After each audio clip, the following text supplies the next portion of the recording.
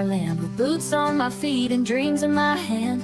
A little sassy, but a whole lot of grace. You'll see that fire when you look in my face. I'm a Texas girl with a heart so wide, family and friends always by my side. From the crack of dawn to the stars at night, I keep it real, keep my soul burning bright. Barbecue smoke, Friday night lights, cheering for the Astros under Texas skies. A little bit stubborn, a whole lot of charm. This big old heart will keep you warm. I'm a Texas girl with a heart so wide, family and friends always by my side. From the crack of dawn to the stars at night, I keep it real, keep my soul burning bright. Barbecue smoke, Friday night lights, cheering for the Astros under Texas skies. A little bit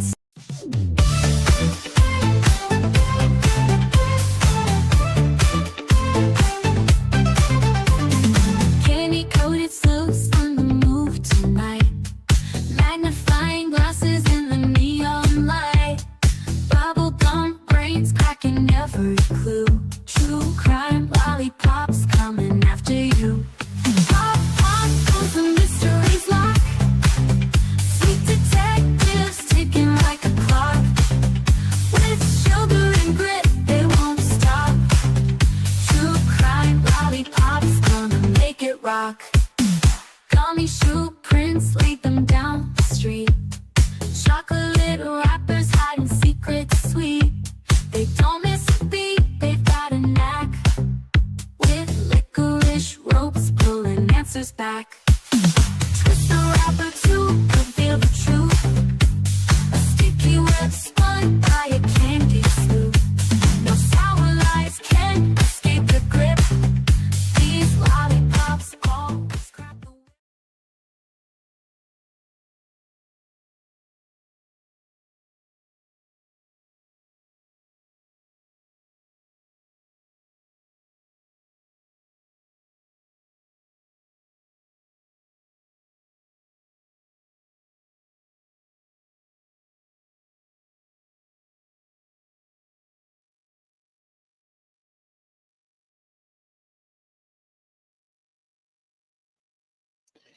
Hello, hello. Can anybody hear me? Hello. Can somebody put something in chat if you can hear me?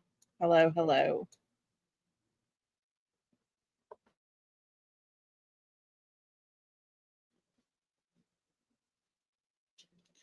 Hello. Anybody home?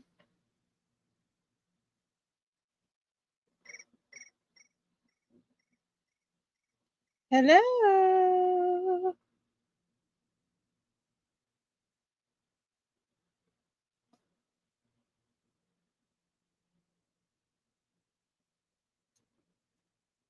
Anybody hear me? Anybody hear me? Anybody hear me?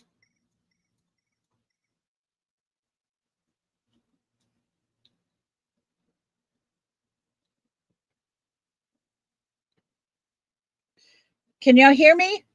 Hello, hello. You hear me? Okay. My bubble, it's been glitching on my backside. Nothing showed. Did any of the videos play? It showed nothing. Like it was just completely frozen.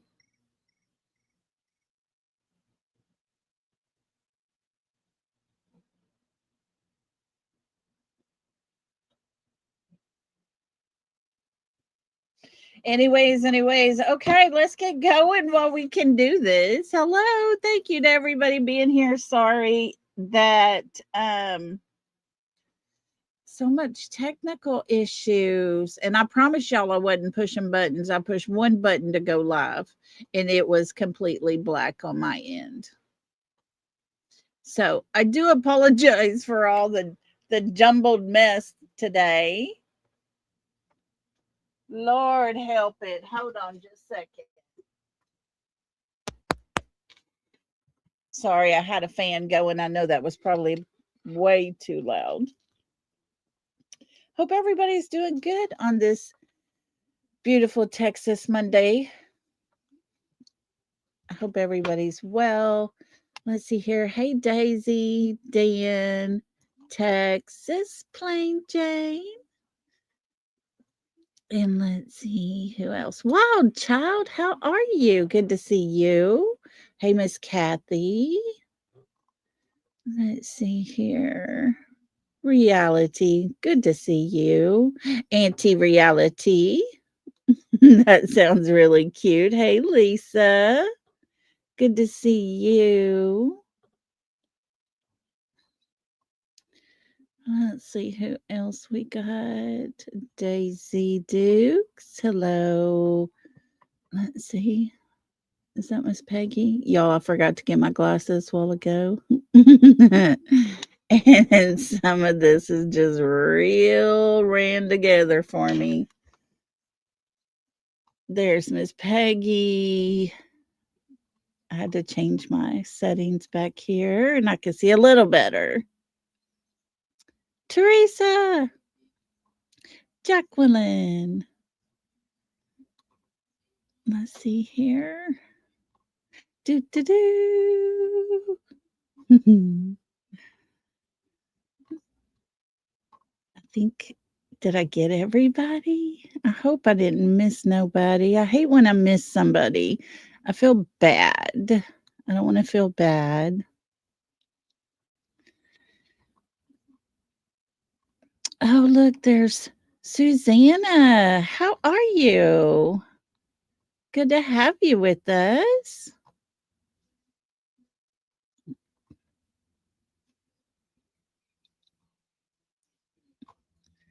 Let me see. It's glitching. It keeps jumping around back here.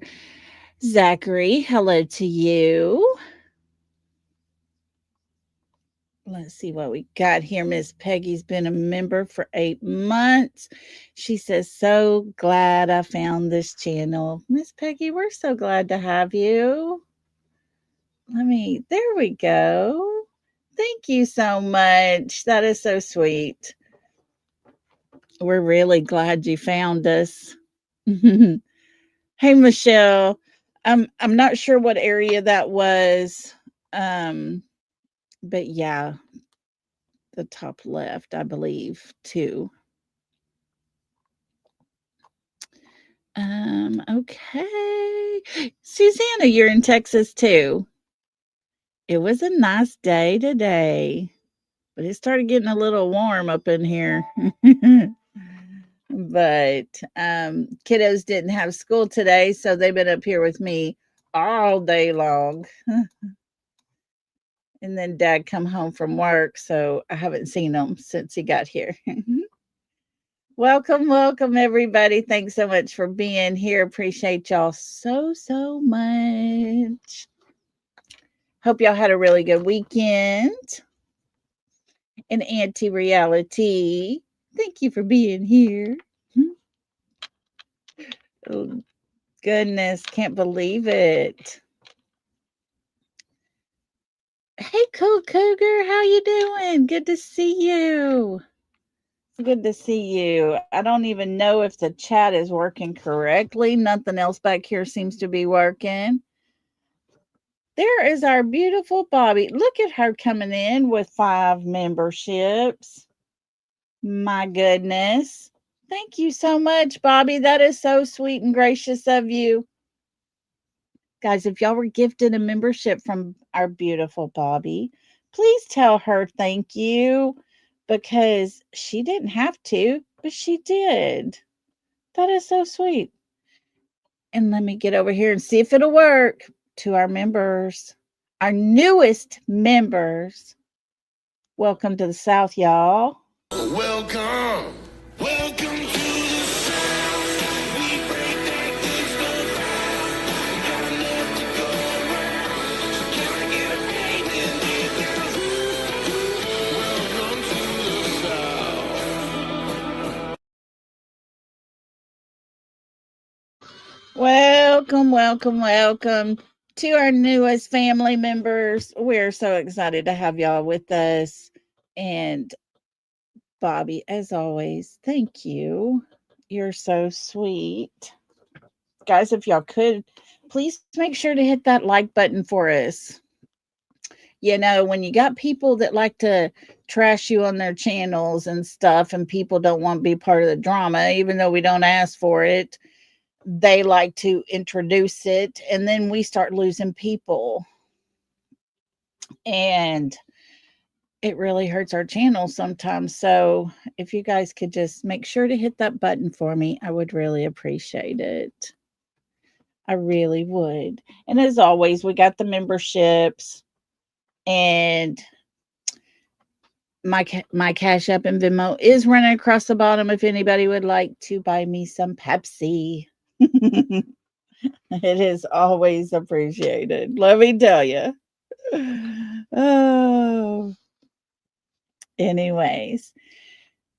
So I guess I got everything out of the way, all the little chit chat stuff. There is some new things popping off in Miss Nancy's case. Not a lot, but some simple little things. And let me pull this up real quick because I don't know if all of you have seen it or not. I put out a video what we talked about yesterday with the white van. I put it out so that all those people who say, oh no, there was no white van, I don't know what she's talking about over there. Well, let me show everybody exactly what I was talking about. All right, I'm going to pull that up. Let's hope it plays. Everything is going all kinds of wonky today back here. But let's see if we can make it happen.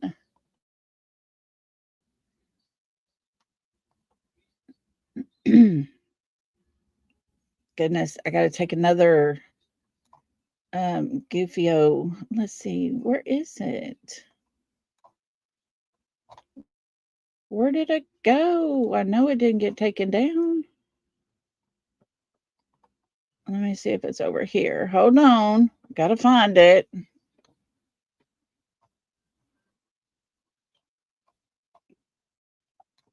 It's not there. That's our lives. There's some shorts. Let's see if it's over here. Hey, there it is.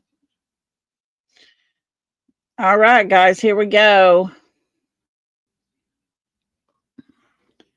And I'm going to put our little copyright up just for all those that we got to use. We got to do it. I'm sorry it's taken so long. That's so crazy. And there is no sound to it. I didn't add all the songs. Number two, neighbors say a suspicious white van was spotted on their street only days before Guthrie went missing.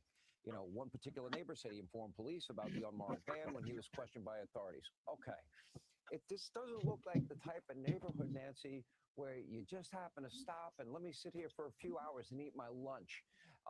And most workers are in a van that is marked with their company logo. So that seems odd to me. That seems like surveillance to me. Yes, it does.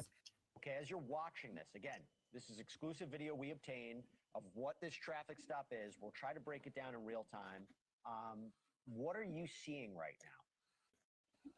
Well, what I did see for a moment there looked like a white van, and perhaps that's something that vehicle right there, if that's the vehicle that they have stopped, and that would. Nancy Guthrie's neighbor reported suspicious white van parked on block days before 84-year-old went missing. Neighbors of Nancy Guthrie reported spotting a suspicious white van parked on their street in the days before the 84-year-old vanished. Guthrie's neighbor, Brett McIntyre, says that he reported seeing the unmarked van to the police, who asked him basic questions about what he observed in the days leading up to the disappearance of Savannah Guthrie's 84-year-old mother. It was somewhere on that street. It was a white van, full-sized, with no printing on the sides. It was parked on the street, said McIntyre, who lives across from Nancy. Normally, people that are coming to work on your home, they will have a company vehicle. Or if they're independent, something will be written on it. This van was unmarked. From now on, when I'm going out and about, I'll have a paper and a pen and record anything unusual, he said. Where's Nancy? Are you guys using a second camera? Baird Green. Who owns the home? They're at 6215. What's going on?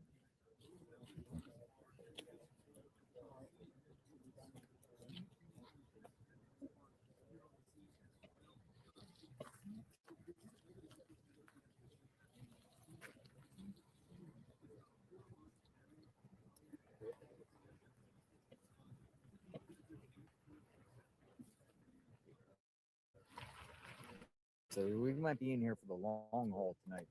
I'm going to keep the camera planted here and see what happens. JLR investigates boots on the ground.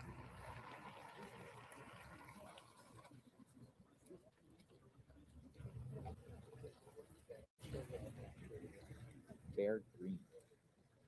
Marana Police. Look, that's a Marana Police. Marana Police is down here too. Got a lot of Oro Valley Police, Marana Police, Pima County Sheriff's. It's unclear how many police are there, but they're not letting anyone get past the road right now. And here we are to come out, see what is going on. Share this video out. JLR investigates continuous coverage of the Nancy Guthrie kidnapping. Where is she? Where is Nancy?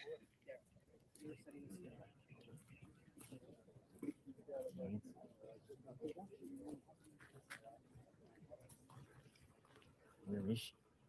Oh, look at it.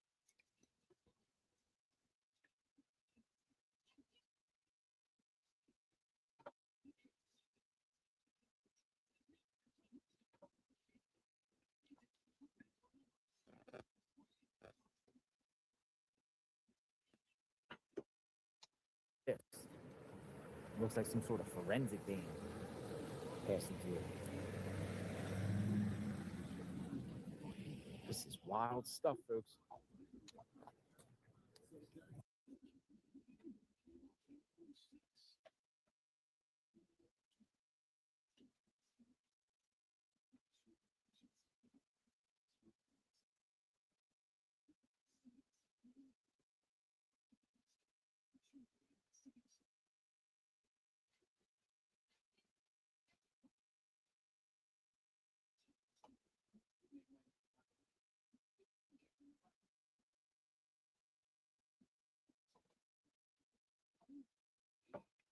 All righty.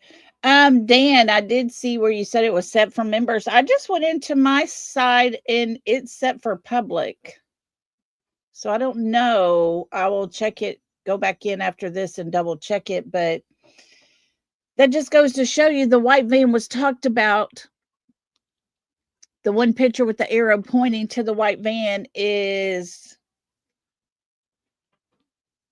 when the man supposedly came unalived. It was right there by that white van. It was parked in the parking lot by Culver's.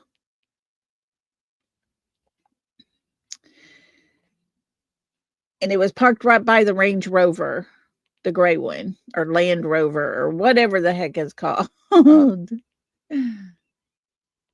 And so, anyways, I wanted to do that video just to show people there was a white van that was talked about that they have been looking for, and it had no plates on it.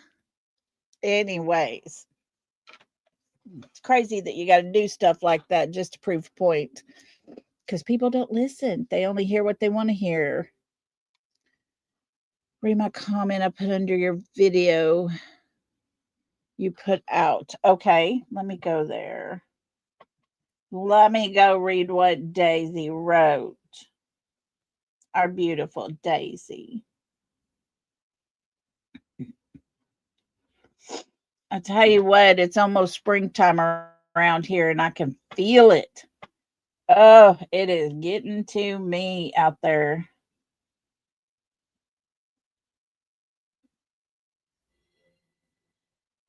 Comments.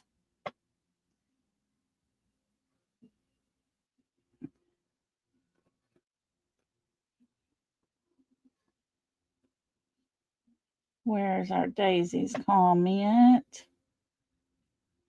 She said there's rumors going around that Kayla Delay and Luke Delay are involved. Kayla in jail right now, got arrested on 2/14/26. Rumors that Kayla is related to the Guthries. Said Luke looks like the masked man. All of this is allegedly. They just towed the dark blue car that was at the house they raided. Yeah. There's lots of things being said. I have heard myself there is one arrested. Now, let me show you something here that was just put out today. Right here. Let's read this. This was put out by the Pima County Sheriff's Office, a statement from Sheriff Chris Nanios on the Nancy Guthrie case. To be clear, the Guthrie family, to include all siblings and spouses, has been cleared as possible suspects in this case. The family has been nothing but cooperative and gracious and are victims in this case. To suggest otherwise is not only wrong, it is cruel. The Guthrie family are victims, plain and simple. Please, I'm begging you, the media, to honor your profession and respect with some sense of compassion and professionalism. Maybe they should have all just went to a basketball game in the middle of an investigation. Now, that was put out by Chief Narcos, aka Snuggles twin, I believe. I wonder if the FBI feels the same. Here we go. This was put out today as well. Vehicle just got towed from the driveway of the people who got detained the other night who lived 2 miles from Nancy Guthrie. News chopper circling over Nancy Guthrie's home right now. That was today. That was just a few hours ago. What is happening in the Nancy Guthrie case? I don't know that anyone knows. Now, this is, of course, just all my opinion, speculations, all the things. So, with that being said, let's go ahead and do what we do. Myself, along with moderators, subscribers, and anyone in chat, express their opinions. On this channel, we present speculation, possibility, and show things found for everyone to decide for themselves what opinion they have. We're here for helpful purposes only. We're not here for hate, for drama, for hate, or anything negative. Please, to all those out there, respect all opinions. My content is not to be used in a negative way at any time. It just, I'm to the point to where I'm tired of YouTube. I'm starting to hate YouTube. And it's not you guys. It's not that I hate coming on here every day and talking about things we find and what we're doing. I don't hate none of that. What I hate is when you put something out there, but yet don't put it out as a fact, That's called an opinion, a possibility, a thought process.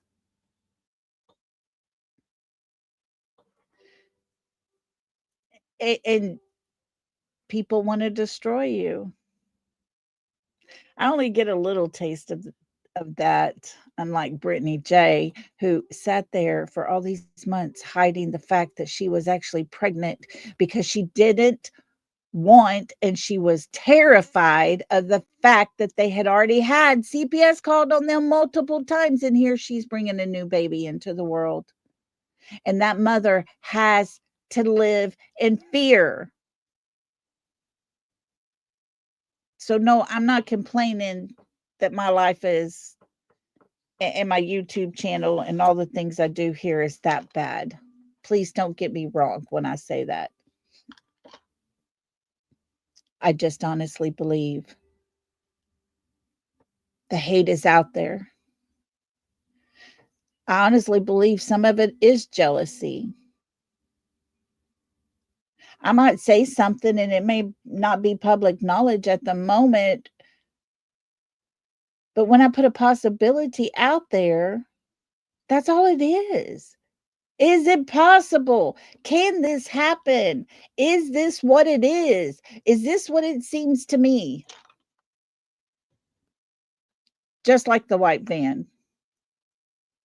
Just like the pacemaker conversation. I know, Daniel, no way. I mean, it's just gross. All of it's sick. But I get tired of it. I get really tired of it. And my channel takes a hard hit every single time it happens.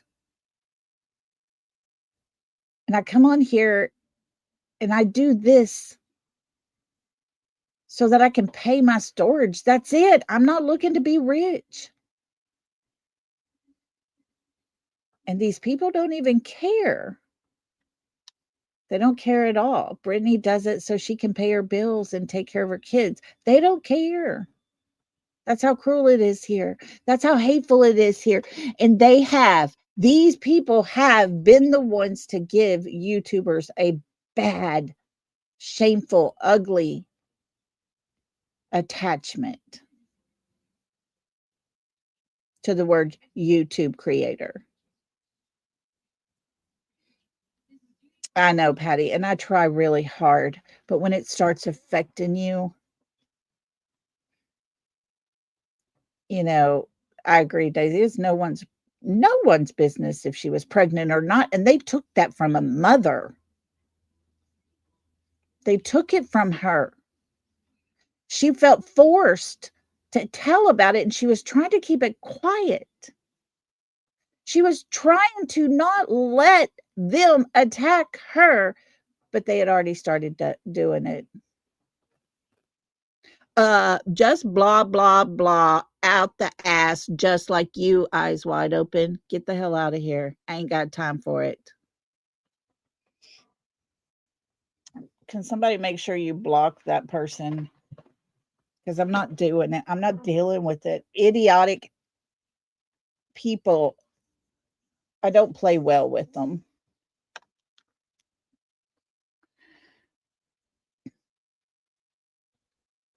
But I put out the other day about the pacemaker.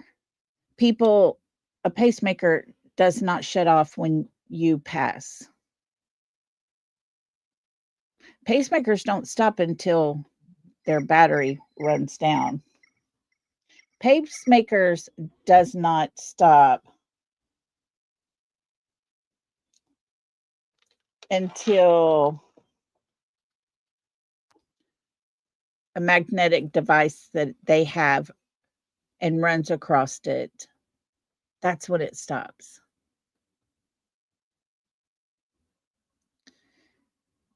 Like I said, Blue Eyes here.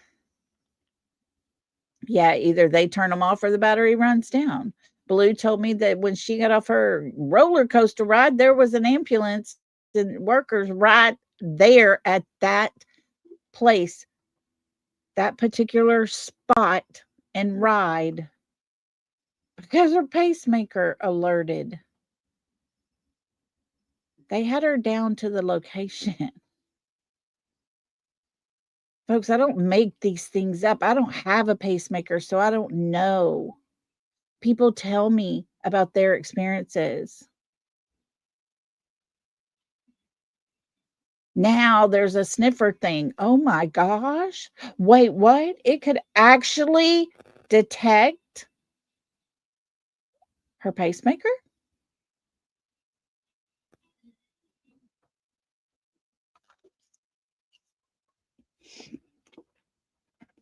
So I'm just getting really sick and tired. I'm struggling every day trying to come on here and just, what can I say today that they can tear apart? It's to that point, and I'm aggravated. And then I follow this case and I go over it every day, every day, every day. What are we missing? What are we not seeing? But what I'm seeing, and like I said, it's my opinion. I'm seeing that there's some obvious things right in front of us, right in front of law enforcement. And then we get a thing that says, hey, wait a minute. The family's cleared.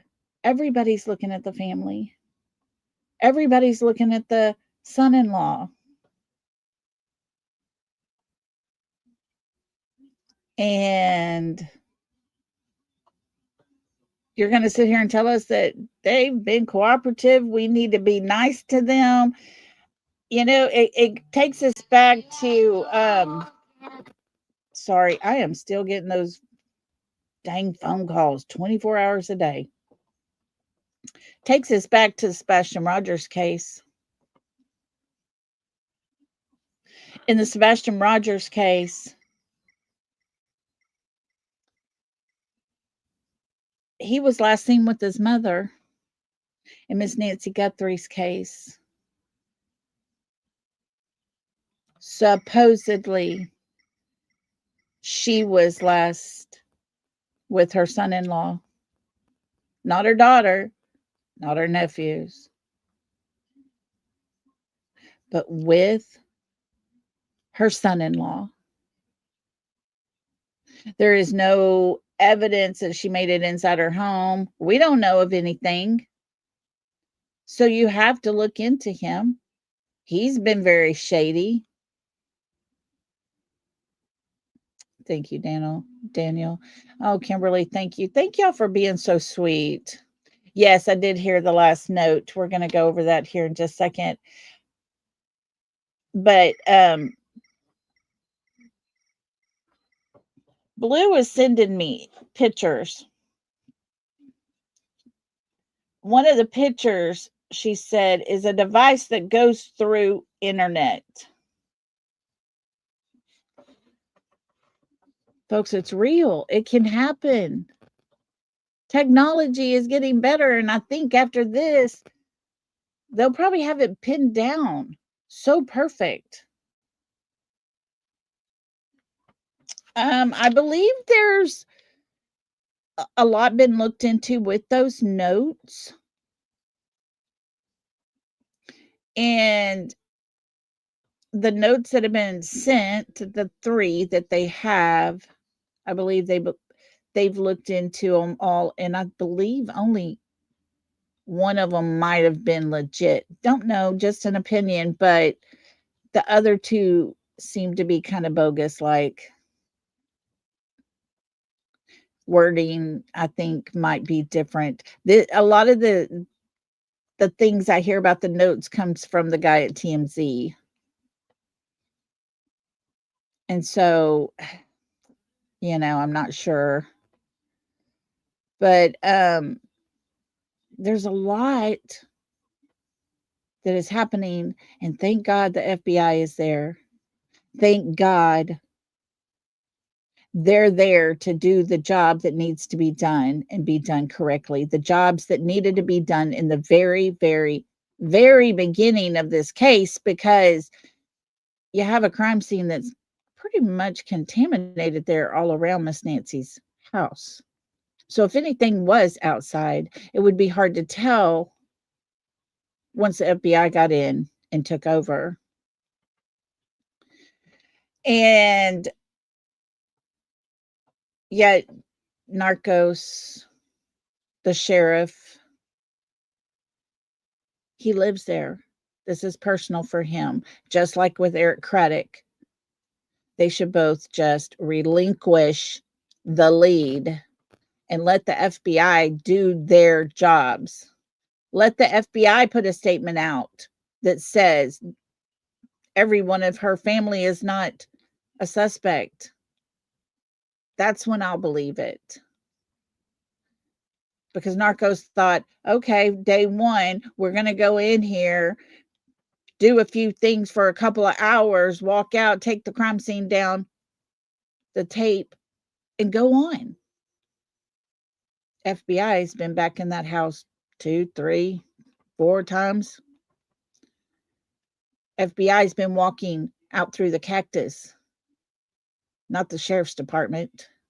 FBI is the one that dug into the ransom and the Bitcoin and all the things because that's what they do. And when you're a sheriff and you're going to do all these things so that you look good. Well, I just showed a video there that showed your department possibly just let 2 of your suspects drive right through. There's lots of other video. I didn't put it all in there, but during that time, we saw cars going in. We saw a lot coming out. That officer even stopped there. A couple of the sheriff's cars, a couple of the there was another department that was there, and he stopped and talked to them for a minute. But the white van,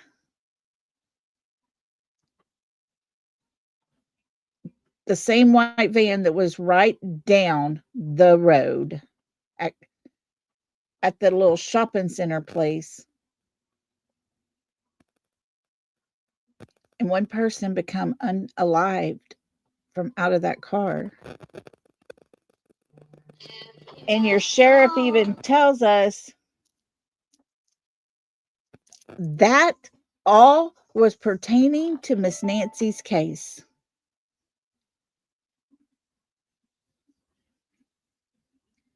That was the same van, guys. It had that strange roof on it. It wasn't just a flat roof. It wasn't just a so tall, just a little tall. No, it was big tall. The front of it was shaped differently. It had no tags and absolutely no writing anywhere on it. Nothing to make it stand out, which made it actually stand out even more for us. So Nancy Grace just put out a premiere here. I'm going to share this and we're going to watch this. I have not put any of this in the description, no links or anything. So if the mods could please drop Nancy Grace's link, I would appreciate that. Here we go. Let's go back. Why is it way down there? Here we go. Come on, come on.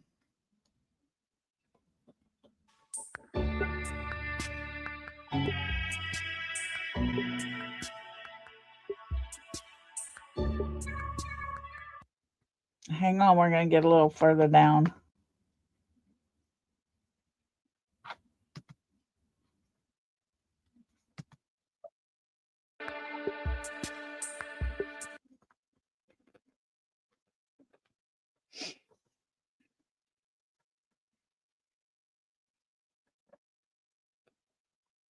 And this is going to be, I went a little too far. Sorry, guys.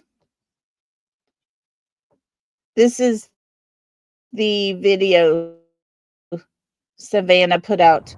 I wanted to come on. Let's go just a tad. That way We'll start at the very, very beginning. She's going right into it. She's getting to the gut punch of it all.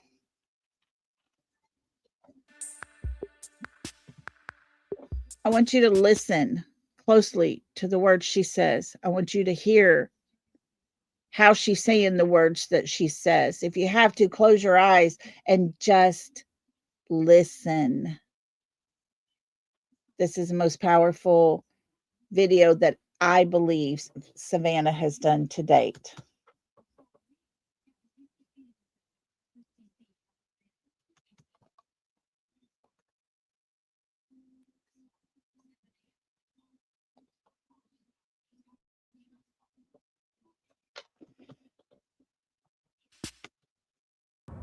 I wanted to come on and it's been 2 weeks since our mom was taken, and I just wanted to come on and say that we still have hope and we still believe. And I wanted to say to whoever has her or knows where she is that it's never too late.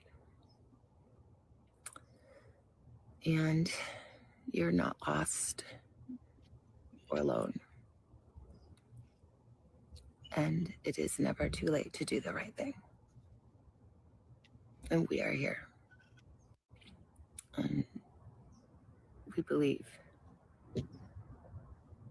And we believe in the essential goodness of every human being. And it's never too late.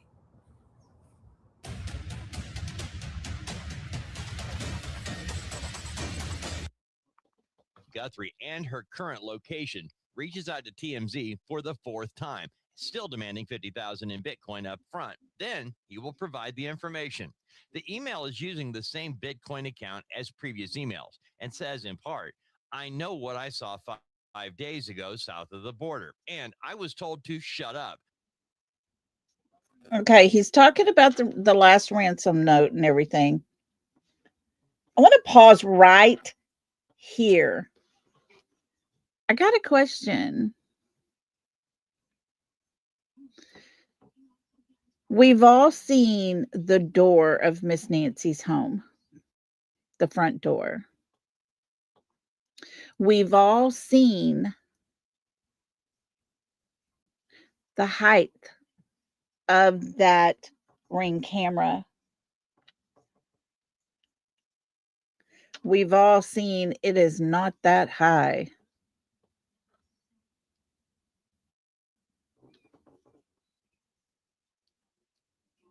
Why is he reaching up so high if he is 5'9", 5'10"?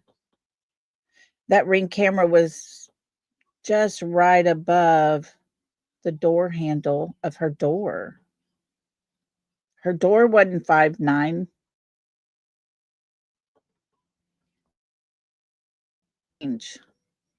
I do believe he had several pairs of gloves on. It's just my opinion, but I think he did.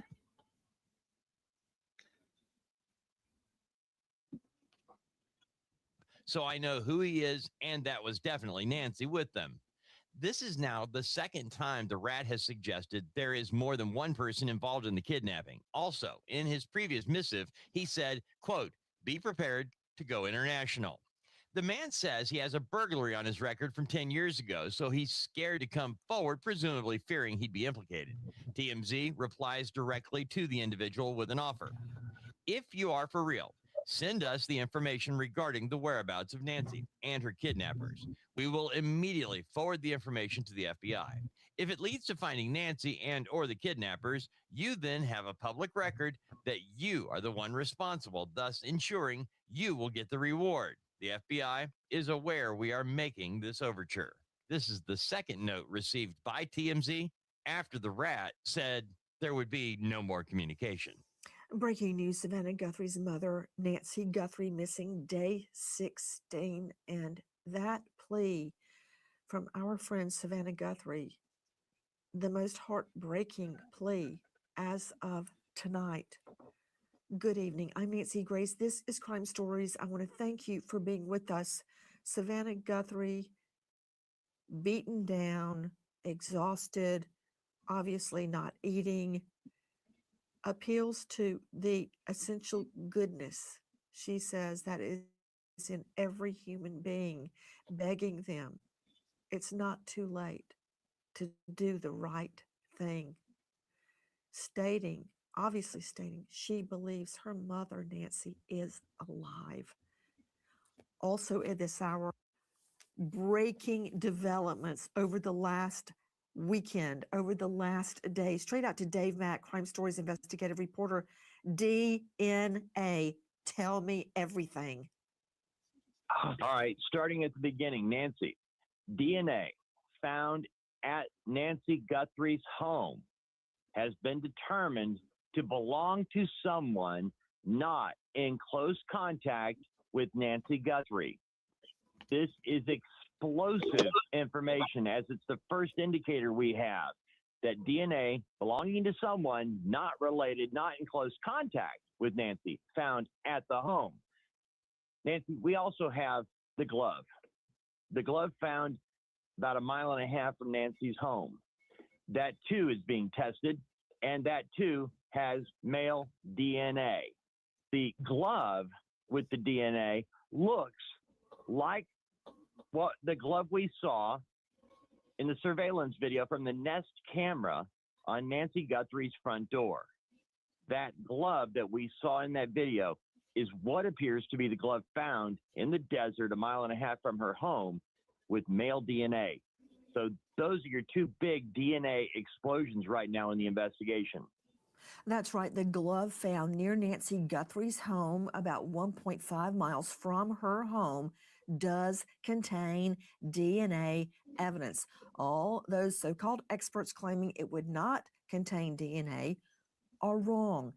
Also, the glove found with DNA evidence on it appears to be what the suspect in the video was wearing, according to the FBI. The black glove found near Nancy Guthrie's home contains DNA evidence, and it is being tested. We could be hours away from that DNA match. And again, the FBI says the glove appears to match the gloves worn by the suspect on Nancy Guthrie's porch. This guy we're showing you right now. The one with the DNA profile recovered is different from other gloves. What does that mean? That it is different from other gloves? Dave Mack, what other gloves? Nancy, there have been reportedly 16 other gloves, maybe even more, that have been found in this investigation.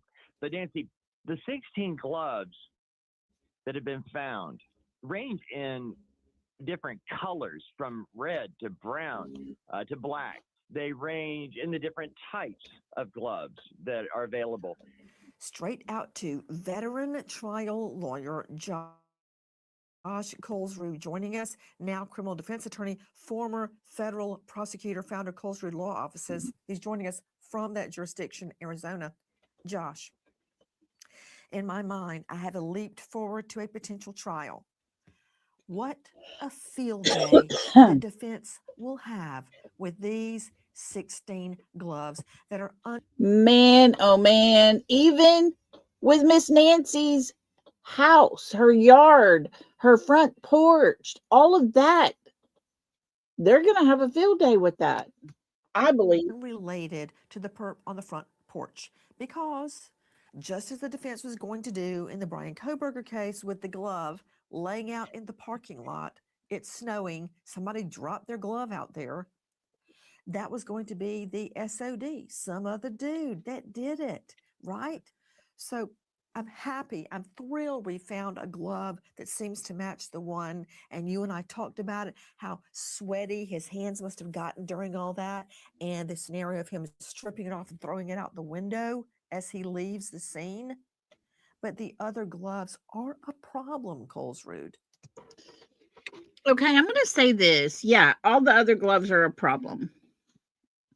No way should anyone searching having gloves on take them off and discard them in the area where you're searching. That's a problem.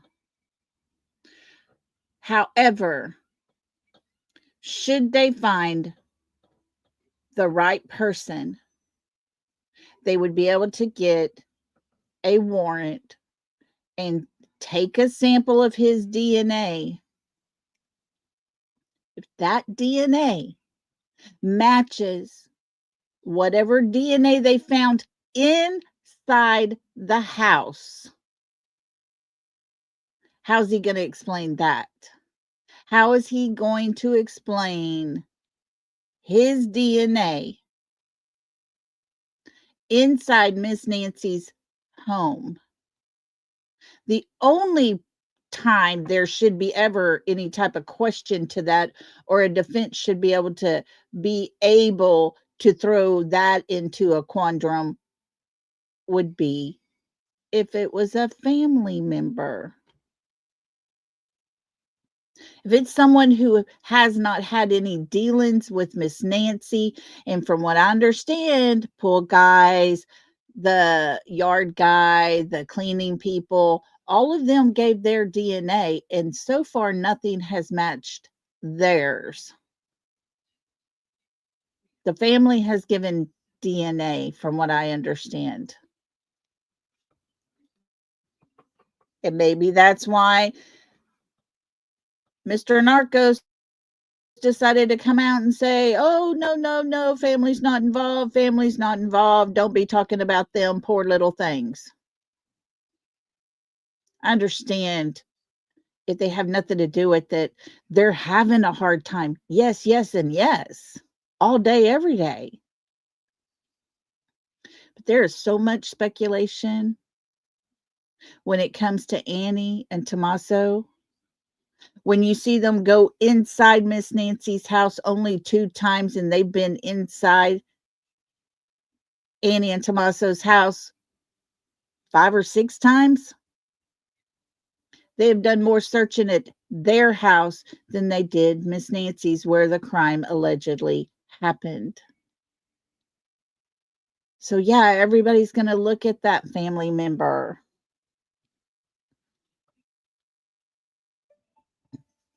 Hey, Rhonda. Oh, you're good, sweetie. Glad you made it. But yeah, that's what I wanted to hit on. This glove may not even be needed, because that glove is matching the glove from the DNA inside the home. So how's he going to explain being in the home? That's the big one. That's all they need. And don't forget, from January 11th to January 31st, they're asking for home footage. That's what they asked for most of the month of January. All the neighbors around there are going to be able to show who was at Miss Nancy's house, basically, and who wasn't. If they were able to get that footage, they got the whole month of January of Miss Nancy's footage as well, to see who came and who went, right? So if that guy wasn't shown anywhere to be in that area, how's he going to explain it? This glove is just a glove at this point, because I do believe there's going to be an issue being out somewhere in this desert type terrain, and yet there's 15 more gloves that are all kinds of different. This one stood out, so they tested the DNA in this one. I think it can be proven, because they have something inside of Miss Nancy's Nasty's house. Don't let anybody take you off of that route. Keep that in mind because that is the biggest part of all. Let's keep listening.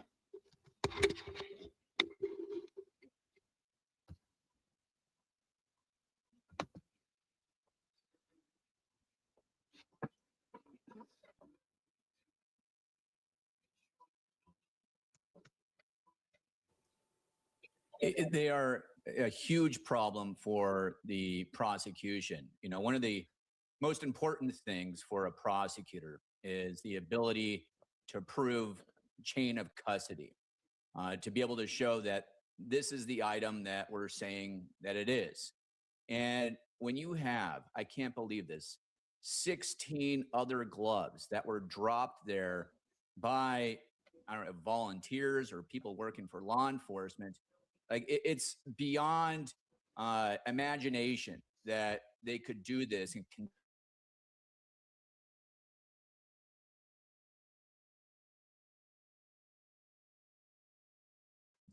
contaminate. Investigation and reconstruction expert.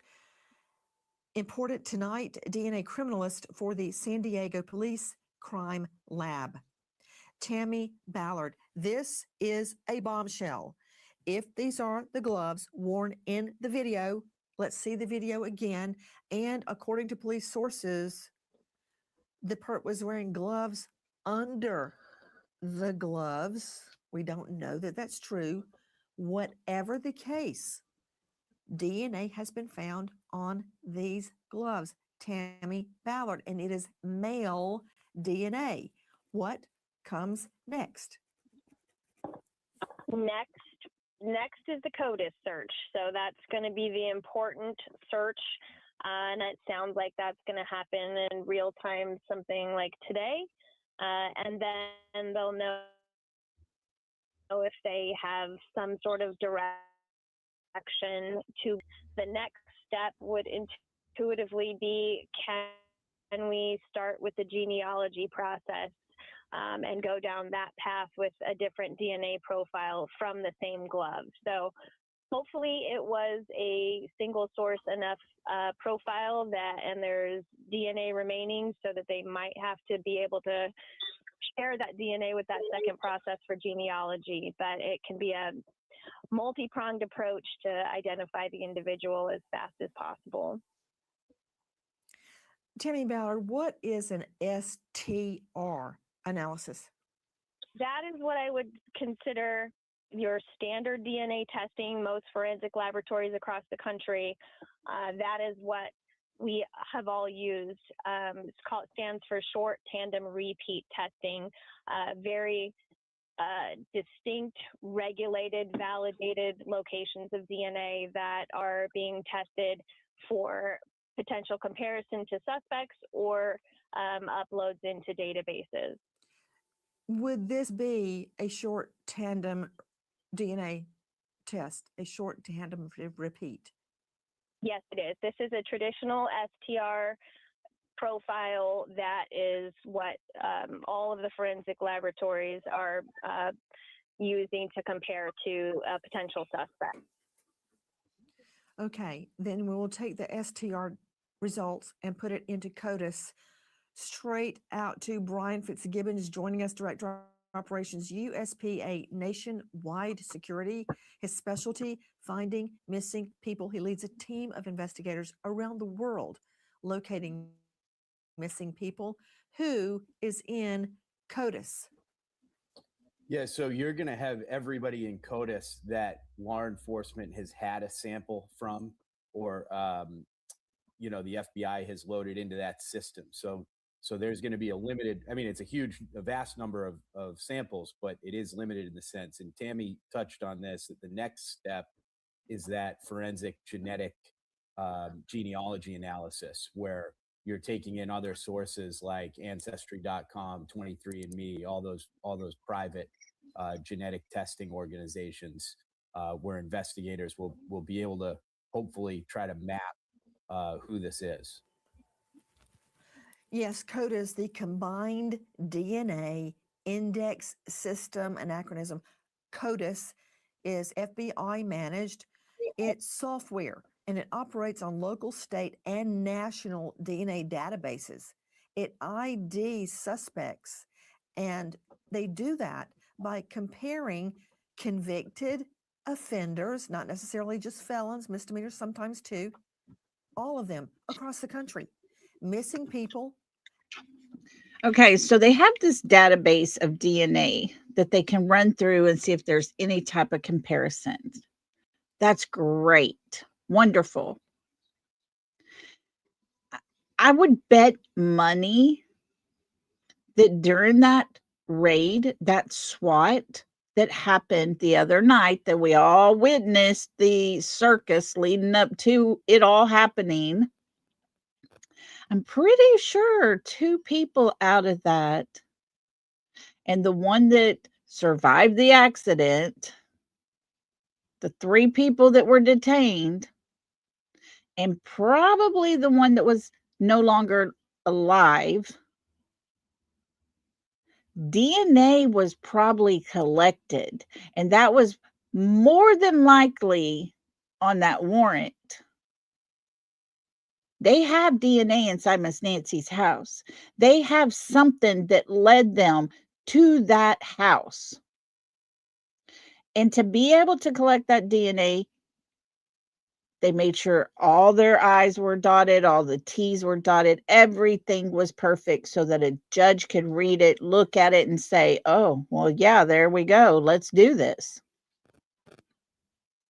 So I'm pretty sure those that were detained were asked for a DNA sample. And so with that, if they have CODIS, it's great because that's quick. That's the quickest way to find it. If they don't have their name and their DNA and all the things in CODIS that might hit with the sample they have, then we got to wait that process for those 3 people that were detained to see if their DNA comes out to be an exact match for what was found inside that house.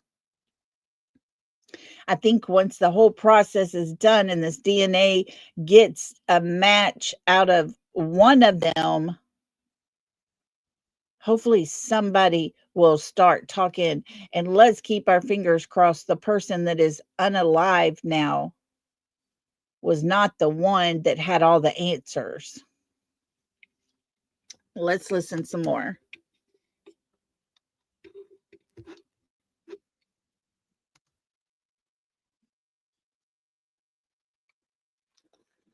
Y'all, I don't know what's going on with StreamYard. It's driving me bonky back here. And DNA found on crime scenes. Brian Kohberger's DNA is now in CODIS. Now, here's the problem with CODIS. And DNA found on crime scenes. Brian Kohberger's DNA is now in CODIS. Now, here's the problem with CODIS. And CODIS is fantastic. It matches DNA profiles, even from unsolved cases, to individuals and other crime scenes. It also uses the 20 core short tandem repeat genetic markers. Here's the thing. The only people in CODIS, generally speaking, are convicts. So if the perp is not already convicted, then once you put the DNA into CODIS, you may not get an identical match, but you may get an match, which would mean the perp is related to the person in CODIS. It could be a brother, a cousin, a dad, a son, a nephew, a distant nephew, a distant cousin. You'll get a quasi match. And that is what happened in Joseph DeAngelo, the Golden State Killer. Once We got a little bit of a, we had to go back and do genetic genealogy. But right now in CODIS, we will get a match of sorts if there's a relative in CODIS. Tammy Ballard, DNA expert, isn't that true? Yes, it is going to be a different kind of search in the CODIS database, but first and foremost, you're going to be comparing that traditional STR profile from this unknown male to convicted offenders who's in this database, but also other forensic unknown cases. So samples from other cases that may have identified a potential perpetrator could also be related to this case. So there is more information to glean from that. Then if you would want to do the familial testing right after that, that's going to be another round of testing and comparison. But again, this laboratory that is doing the work does have that in their wheelhouse. So all of that can happen pretty much now simultaneously if they do want to do a genealogy search with additional type of testing as well. I do want to clarify one thing so we don't put the whole genealogy community in panic zone, but if they do Oh, the is this about saying 23andMe private testing labs? Go ahead. Ancestry.com, and there's only a few places that you can actually allow law enforcement to search in the genealogy databases. That's Family Tree, DNA. Okay. And maybe they're gonna shut up a minute and let me talk. Let me see here. Michelle said, I know they did it here where I live for BTK killer. They used his daughter's DNA to convict him. Their attack on social media, most creators just use talking points, opinions are opinions. Yeah. Look at here. Kylie said, yes, we have CODIS in Australia. You know, there's a thing called the 23andMe where you can do your DNA, send it in. You're in their system. If somebody that left a DNA behind inside Miss Nancy's house, now they have several options to link, even if it's down in their family line. It's crazy. It's frustrating. And for me, and I've been talking about this for a couple of days now, why weren't these things done very early on? Why were some of these searches not done till later on? Why were people allowed to walk up in this little portico thing right here to get pictures the second day? Because the sheriff's office took down the crime scene tape. They just went back, put a 10 up. Did they do some kind of luminol testing down there to see if there was more blood than what we saw? Did they do any type of luminol testing on the door? Who knows? But what if so many people walked around up in there, touched the things, and then they couldn't get any type of DNA? I don't know. It's just a sad situation. Miss Nancy is still missing, and we heard her daughter's plea once again. Once again, we heard it. I'm going to play it again before we get through with this video here because I want you to listen very closely to her words. And I want you to watch her eye contact she makes with that camera when she says certain words. Let's listen to just a little bit more of this.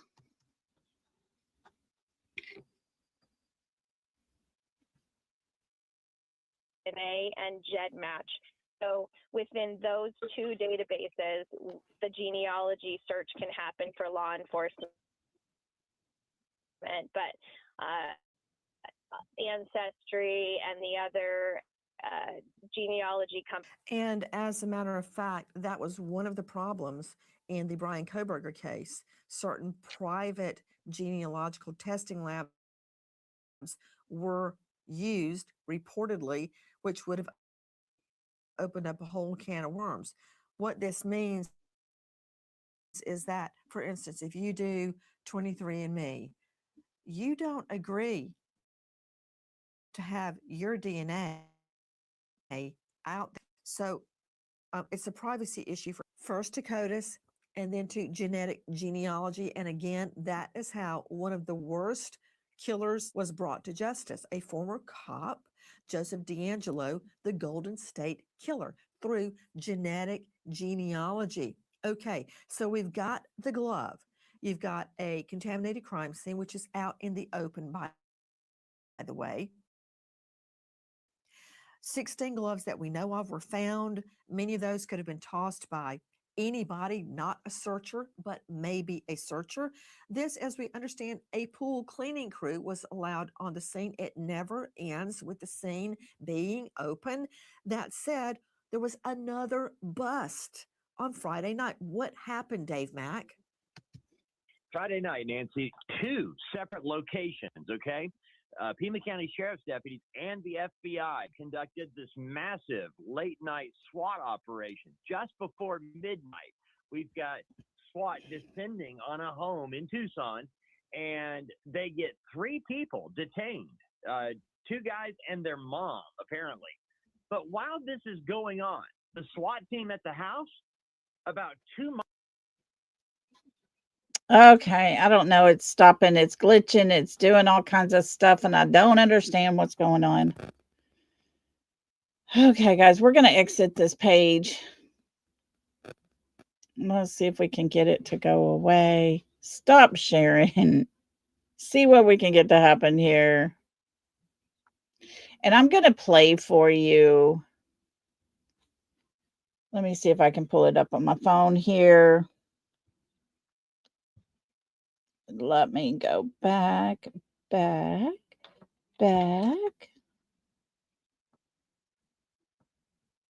see. I'm going to play this. I want y'all to listen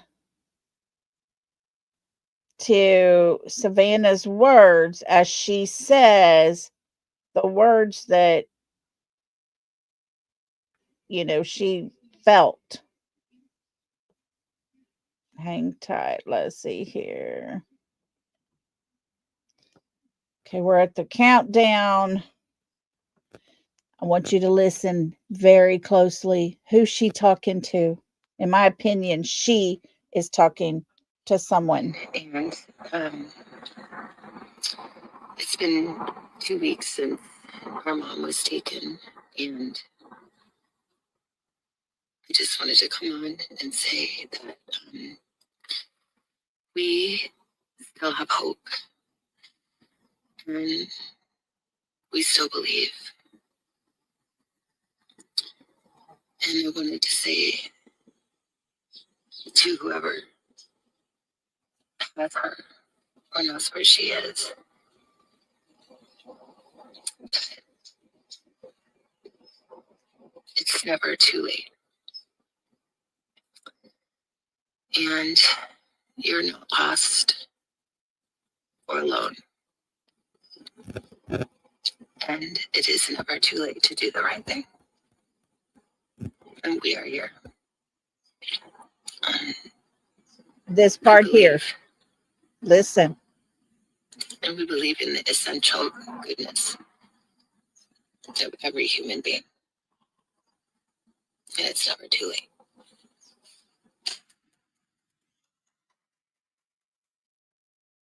You are not alone. Does her sister feel alone? Does her sister feel as if she's been left out in the cold? You know, that they don't believe her, don't trust in her, all the things. Lots of talk about that brother-in-law. And friends, I wished I could play it so you could see it, but it just keeps messing up. But when she says, "You are not alone," she looks at that camera. She's devastated. Her mother's been missing and absolutely nothing of any contact for 16 days, knowing that they're, pulling a guy over that's an Uber driver because there was a tip their mom might be in his house. Then the SWAT thing Friday night. People were pulled in. If we're aggravated that nothing has happened, don't you think her and her family are as well? I think, and this is my opinion, but the last 2 times Nancy has spoken, not Nancy, Savannah has spoken, she has been alone. Someone's holding that camera and recording her. Is that her husband or is that her brother? Where's her sister? Is her sister there? Do they think the brother did it? I don't think so. Because for me, it always goes back to the fact that Annie's husband said he took her home. That puts him as the last person with her. Did she make it home? Is there proof showing she made it home? Did something happen at Annie's house that caused a big ruckus, and then Tommaso was going to get Miss Nancy away and take her home? Was there something that was said in that car? Because he seemed to be the reason for all the issues Nancy and her daughter Annie were having. Did he not like what Miss Nancy had said while they were all together? Did she really cut them off from all of her money?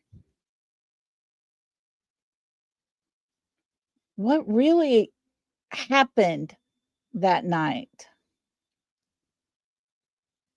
What really happened?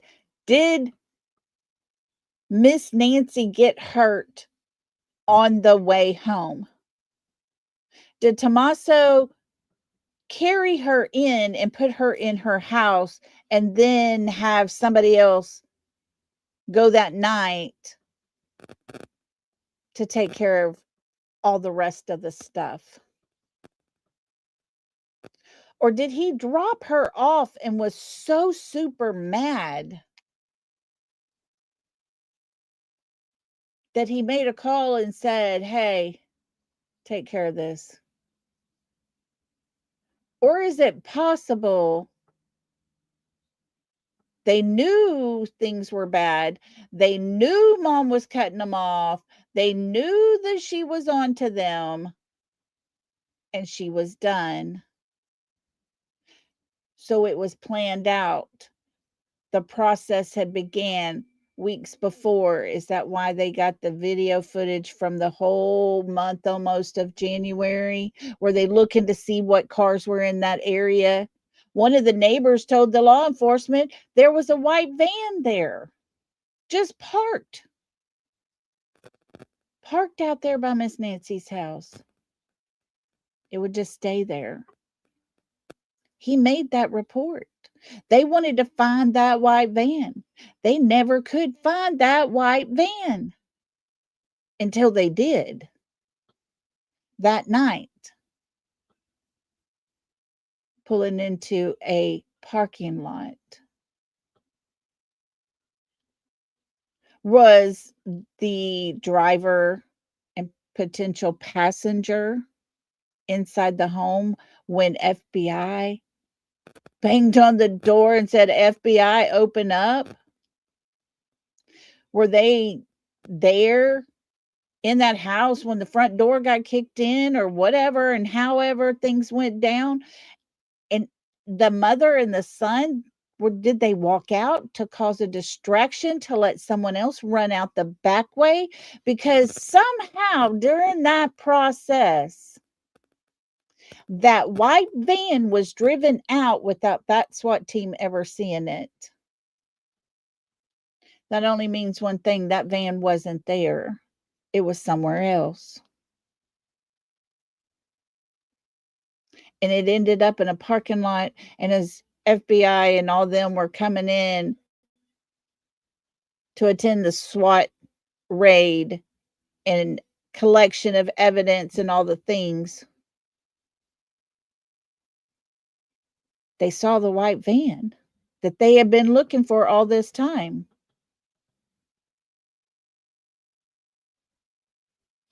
Bobby, who goes to commit a robbery and doesn't take anything. Nothing is reported missing from her home except for her. Was this even a robbery? I don't know. Yeah, Pink Warrior, I'm with you 100%. It's like Sebastian's case. It is all over the place. And instead of clearing up a lot of this speculation and rumors with some facts, they just don't give us anything. But then again, we don't have to have those things. No one should have ever known about that raid that night. It should have all been done super quiet. They should went on a private line, all of them connected up together. This is where we're going. This is when we will be there. This is when we pull in. You stop. You're going to be the last person. You stop and you put up a barricade and don't let nobody in or out. Well, that dude did. We saw it with our very own eyes. He didn't even stop the white van. He, like JLR, assumed it was a crime scene van. Well, the SWAT thing was happening. So why would a crime scene van be leaving while everything is happening? Y'all with me on that? Do you see where I'm going? And why did that sheriff officer not stop them just to make sure they had credentials? He potentially let the suspects get away. Thank goodness others recognized them and they didn't get far.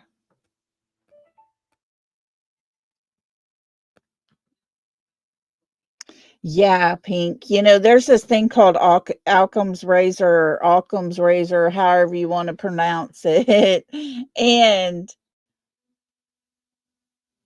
sometimes the simplest answer is right in front of your eyes here.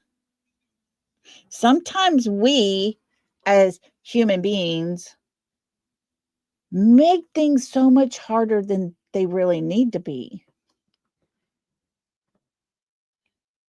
I'm with you, Michelle. I don't think it was a botched robbery, nor do I think it was a kidnapping. Well, kidnapping to a point. I think they had a job to do, and that was to eliminate Miss Nancy completely, somehow, some way.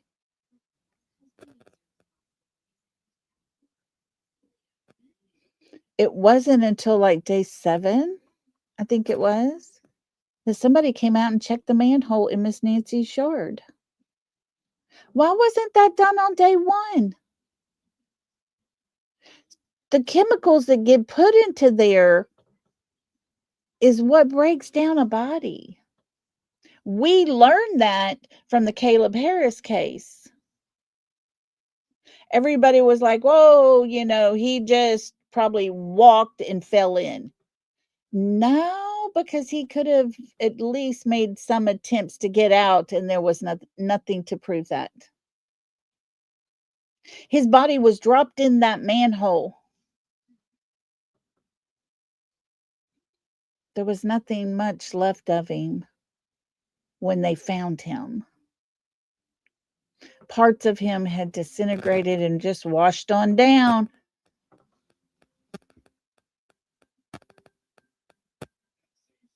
Is that what's happened to Miss Nancy? If the white van, and guys, these are all just scenarios and throwing some things out there, but if that white van had been sitting out there for several times prior to Miss Nancy going missing, was there a grave already dug?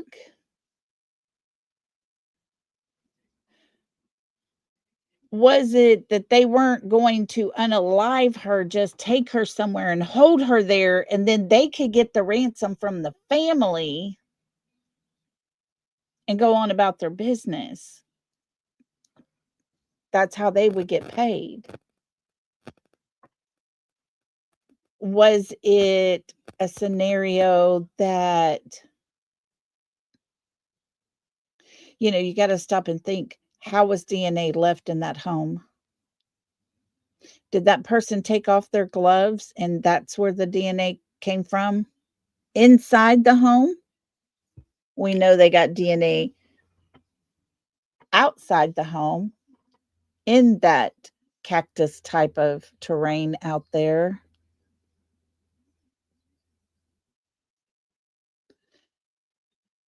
But what happened inside her home? Why did she have blood on the front porch? Why did the blood not go all the way to her doorstep? Like right where you have that little lip you have to step up onto once the door's open to get in. There was no blood up there. It pretty much stopped before you got to that step up place. Why was it just right there? Why was it not all the way down? What caused that? Did she get normal nosebleeds? Did she get hit in the nose? Did she fight back and cause the perpetrator to bleed himself? So many questions. And once again, we don't have but just a very few answers. And some of the answers we're getting, most of us don't quite believe it. Same as Sebastian's case. Same. All of it. So much of this is the same. I'm going to do a comparison on the two cases here pretty soon.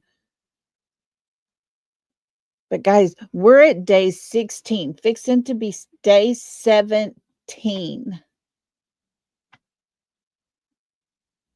And things are just now really starting to happen.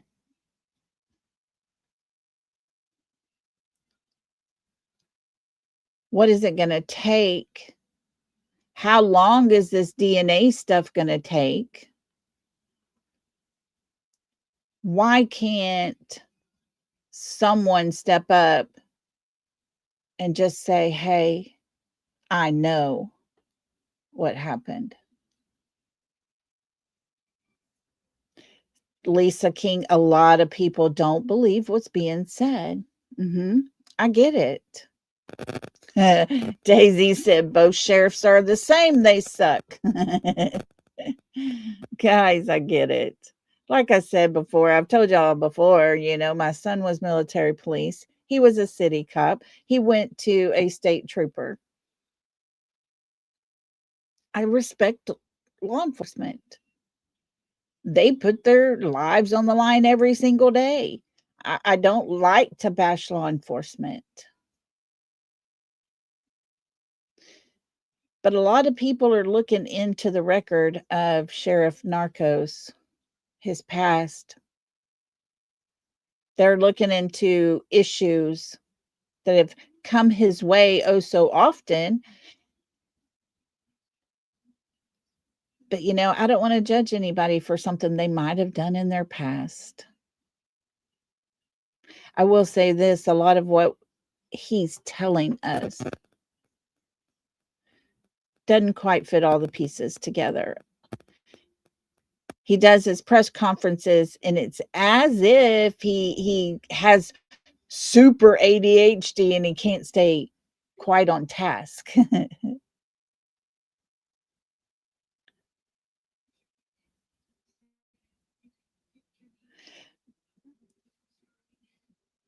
Yeah, something like that. You're right, Cool Cougar. I mean, there's so many types of scenarios, the questions in this case. I mean, there's too many to even begin to count. Too many. Too many questions, and we can't help but ask. We can't. But, here we go. Because there's little tiny tidbits and pieces being put out there. I will, Michelle. And there, Cecilia goes back to it. She can't go too long without her blood pressure medicine. You get those types of medicines for a reason. You don't just get them because you want them. You get it because your body needs it. Sometime for survival. Was any of her medicine taken or was it all accounted for? Had they even checked that? We know her doorbell ring camera quit recording at a certain time. Had to have. It was taken down, removed from the house. However, that is just a bracket. That is just a bracket on the wall. So I'm sure it probably fits in at the top and slides down somehow.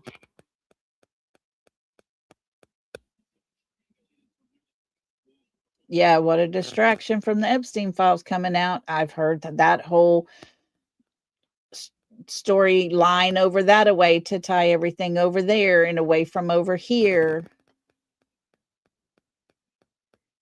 I mean, exactly, Pink. Pink said yes, and you need your blood pressure medicine when you get kidnapped with that kind of stress. Could you imagine if this lady had heart issues? Look at her age. She had, with her age, guys, she had a disadvantage to start with. She couldn't walk a long distance. She's got a bad heart. Her children's even told us that she lives in excruciating pain if she doesn't have her medication. So here we are wondering, I wonder what the last of her connection to her app, how stressed out was her heart. I really would have thought that maybe it was Annie and Tomas that came in and said, "Hey, Mom, we need you at the house. We come to get you. We got a situation." Maybe they said it was with their kids or something. Who knows? And then she got up to go with them, and then something happened after that. I've thought of that scenario. That would show a normal pace for her. Little elevation because she was getting up and all the things and trying to figure out and get her bearings all put together. But could you imagine opening your eyes, laying in your bed sleeping, opening your eyes and seeing that mask? What the heck? Did she hear them coming in? Did she get out of her bed? Did she grab something there in her room, her cane or something, getting ready to hit him? Was there a big fight? There are so many scenarios you can throw out here, but the answer is we don't know. We don't know if her heart was in stress. Could she have gotten so stressed out that she stroked out? Literally? I guess so. I guess that is possible. Very possible. But we don't know. And that's part of everybody's frustration. We're trying to sit here and piece these things together and talk about it every day.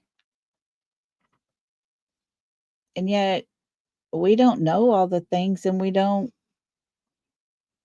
really deserve to have all the things. And it gets frustrating, and then people start talking, and then people get frustrated some more because they've heard more to add fuel to the fire.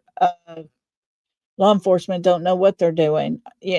Are we going to always think that way because we don't know, because we're not in the know? We can't go through these kids' cases and these elderly cases and continue to have a bad look when it comes to each and every one of law enforcement agencies. We just can't do it, guys. We have to be able to think outside that box. I've been telling y'all that with Sebastian. You got to be able to think outside the box just to be fair to his case, because this may not all have fit in this pretty little package the way we really think it possibly could have. And so when you go outside your box and you have to make yourself look at a bigger picture here, the possibilities are endless. There's so many scenarios that, because we don't have any answers, makes all of them possible. What little facts we have, we've been told a timeline. I think I took it down. Let me double check and see if I kept it up here. If not, I'll pull it up. But we received a timeline, guys. Here we go. Look at me go. I didn't touch buttons for once. So here we go. So we know Nancy traveled local family's home, Annie and Tommaso's. I have questions. Did Miss Annie take an Uber because she wanted to just show up and surprise them? Because she had things she needed to say to them? She didn't want to start an argument on the phone, so she just got an Uber and went over there? Because why else would they not have come to pick her up if they had these plans? But that night, a family member, we know now it's Tommaso, dropped Nancy off at home, and the garage door opens at 9:48. 2 minutes. Okay? 2 minutes later, her garage door shuts. So let's think about this January 31st here. The Uber driver, I'm not the Uber driver, sorry. The, what do they call it? Oh, Lord. Come on, y'all. Give me the word I need here. The person that takes you places. What is it called? What is it called? What is it called? The dasher. The Uber. That's it. The Uber driver. So if Miss Nancy's going to call an Uber driver, or did Annie call an Uber driver and say, hey, Mom, I'm just super busy, So I'm going to send an Uber over to pick you up and we'll take you home tonight. Okay? Guys, you got to be outside the box on some of this thinking here. So she gets there. After she gets out of that Uber driver's car, think of this, guys. After she got out of that Uber driver's car, no one else saw her except for Annie and Tommaso. They remain suspects for me because of that. Was that Uber driver part of their plan to be a witness that Miss Annie was alive that morning or that afternoon at 5:32?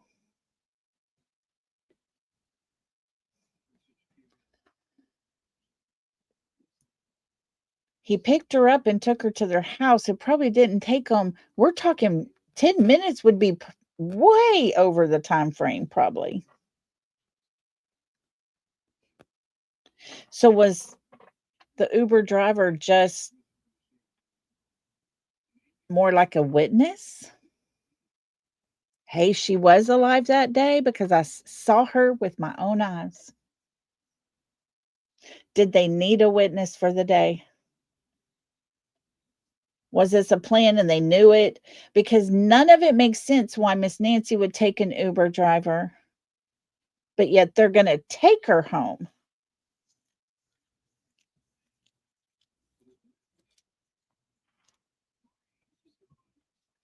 Why is a garage door opening? Wouldn't anyone be used to going to the door, not in the garage? Dan, she barely drove her car. She might drive it around her little neighborhood, but, you know, she didn't drive out on the big roads anymore. And if you think about it, what if, if Tommaso was to pull in, it would have been hard to get the passenger side as close to that garage door as possible. It would have been so much easier for him to pull in. If you're looking at Miss Nancy's house from her front road, looking at her house, Tommaso could have pulled in from the right, made that little curve, gone right up there, and dropped her off right in front of her front door, because that would be the passenger side. It would have been the easiest, straightest route for her.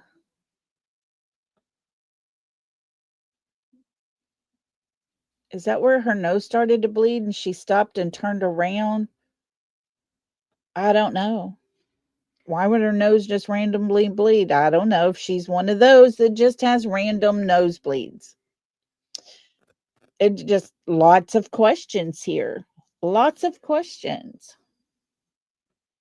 So 9:50, the garage door closes. 1:47 a.m. on February the 1st, her doorbell camera disconnects.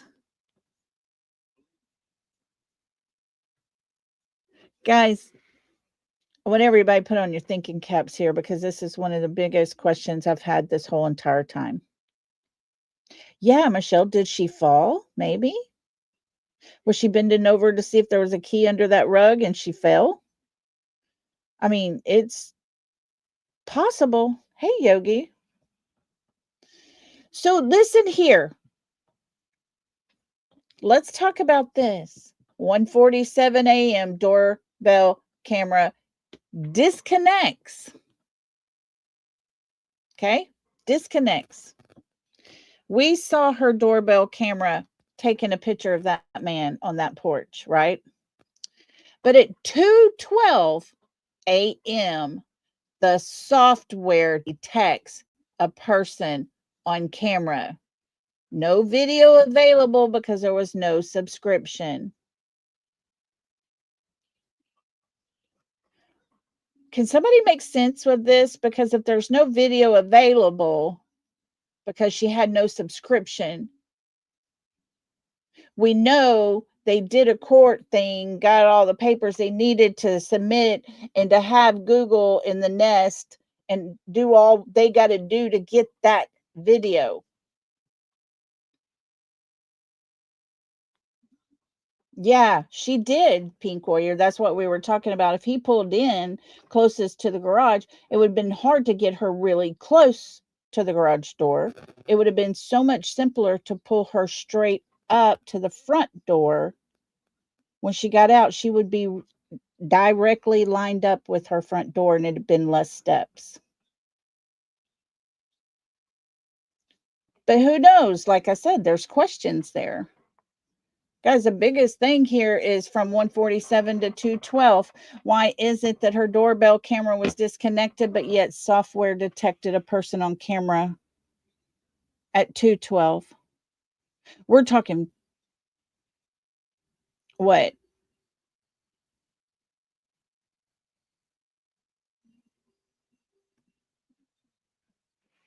Several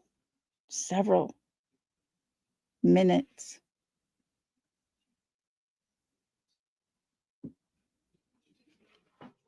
How is it that it's disconnected, but yet what was seen on camera? Where was the camera? Are y'all with me? Are y'all with me on this? Where was the camera at 212 that caught somebody on camera?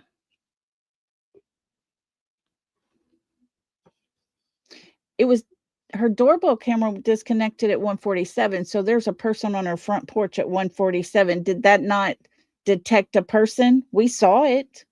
We saw him in the process of disconnecting the camera.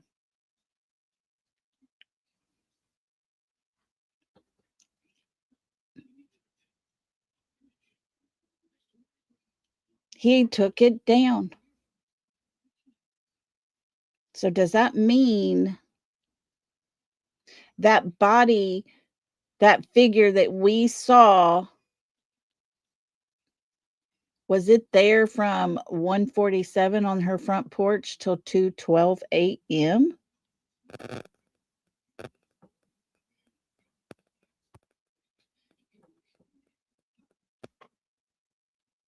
Yogi said, I think it was still recording to the cloud. Bingo. And I think this might possibly mean 147. We know there's a person there because while they're disconnecting it, we're seeing it happen pretty much. And they didn't show us all that they had. Because at that point, he hadn't taken the camera off yet. But here you go, 2:12 a.m. We're talking almost 30 minutes. Almost 30 daggum minutes goes by, and they got a detection of a person on camera.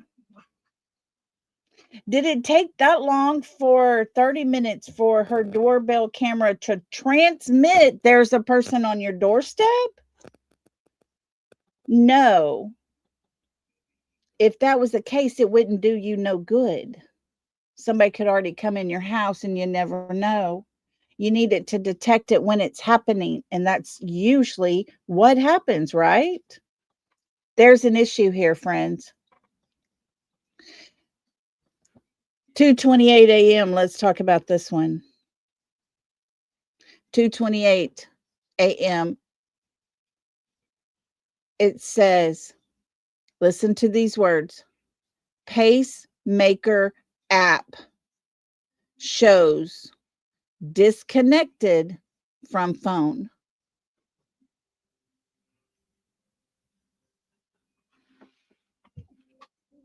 Does that tell you that her phone left that area? Because that's what a lot of people are saying. Read those words. Hear the words you're reading. Pacemaker app shows disconnected from phone.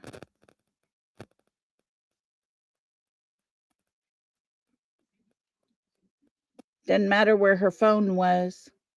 The app was disconnected. The app was disconnected. It didn't say her phone disconnected from the app. that would have gave the option of her app she has on her phone. Her phone gets out away from her heart so far it disconnects. But listen, Plain Jane, read these words. The app was disconnected. The app was. Not her phone taken away. Not her taken away. You got it, Tam? You got it, Tam. Good girl. Way to go, girl.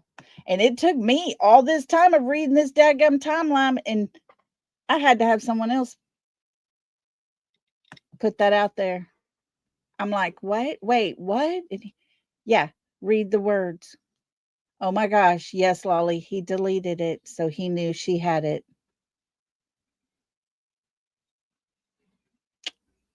Yep. Very possible, Dan. Was a white van there somewhere close and then came down there and carried people away? Who knows? That's the whole question here.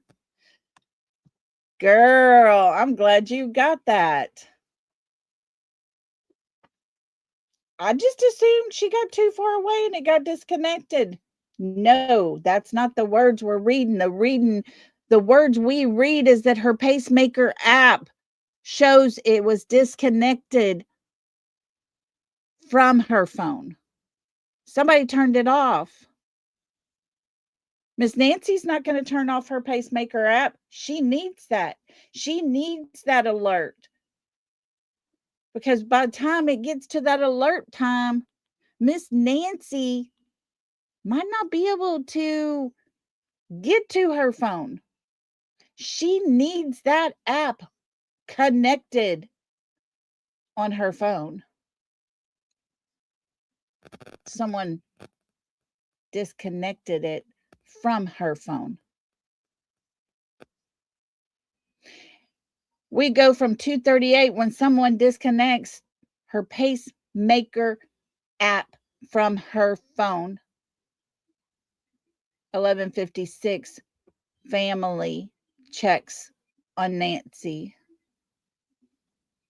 A call was made to them by someone she knew from church because they all watched church online. She wasn't on. She wasn't around to watch. So they called, I believe now, I'm trying to remember who said it, but somebody said they thought that they contacted Savannah, not Annie. But Annie and Tommaso, we know, and I'm not sure who they connected, guys, but Annie and Tommaso were the family that came to the house to check on Nancy. I would love to get that 911 call. I would love to hear the panic in their voice, because if they would have went through the front door, they would have seen blood. If the garage door was activated at 9:48 and closed at 9:50, that means they have the activity of the garage door. Somehow that's stored in somewhere, and they knew the open and the close time. Guys, after Andy and them got there, they didn't go through the garage, did they? Because it didn't open. Was there panic from them seeing blood on her mama's front porch? Or did they go to the back of the house where the door was opened? The back door was left open.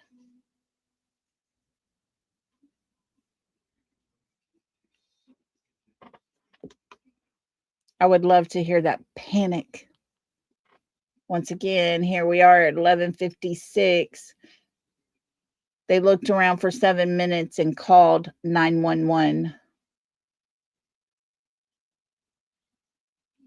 Makes you wonder if there was any type of blood inside the home.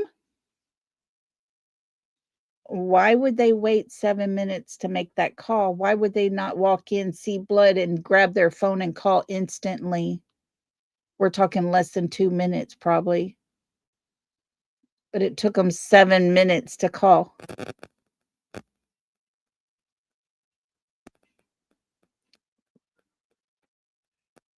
It took the cops about 12 minutes to arrive.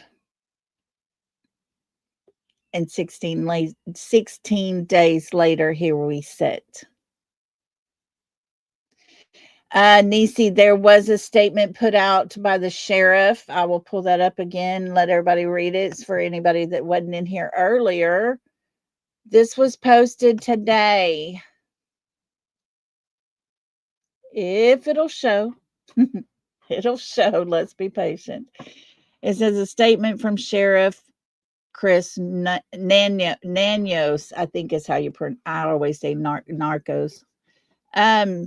Chris Nanios on the Nancy Guthrie case. Okay, basically.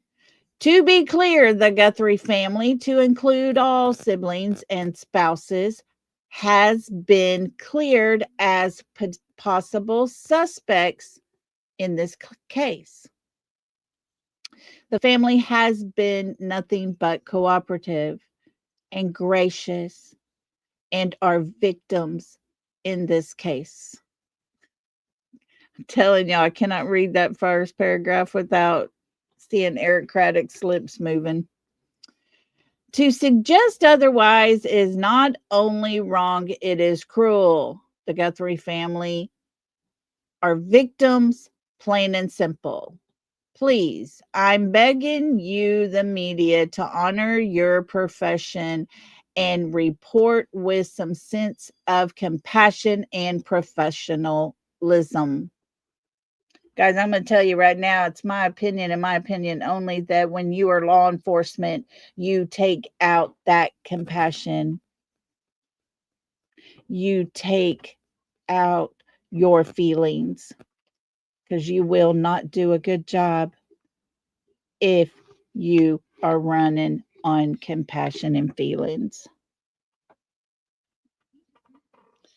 So there you go, Nisi. Nothing stating the FBI says all the evidence in the raid and all the things they did that night clears the family.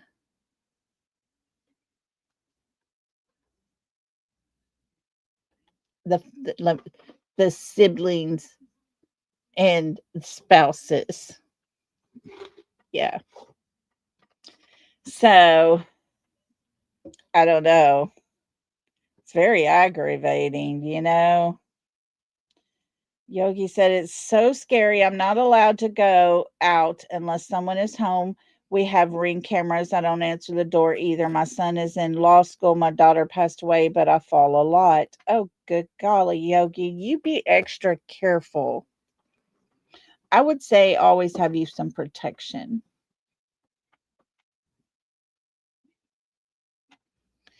Karen Parks says, I heard the girl Kayla that was arrested on the 12th is related to Savannah. I have heard no one put any of that information out there. So, Karen, I wish I could comment on it or give any extra to it, but I just really don't know. I hadn't heard. I really don't know. And her brother is Luke, correct? So why would Luke not be related if Kayla is related? I don't know. I'm confused about all that. Have not heard it. We'll wait and see. You know, it's been said by several that someone was arrested, but Mr. Narcos here, I call him Narcos, sorry. But Sheriff Nanios, he said that, oh, he's just a boyfriend. Okay, thank you, Jacqueline. I wasn't even sure. Like I said, I wasn't even sure. I didn't go very far into that. But, you know, he has said that JLR got that news today. Okay. Lots of people are talking about it.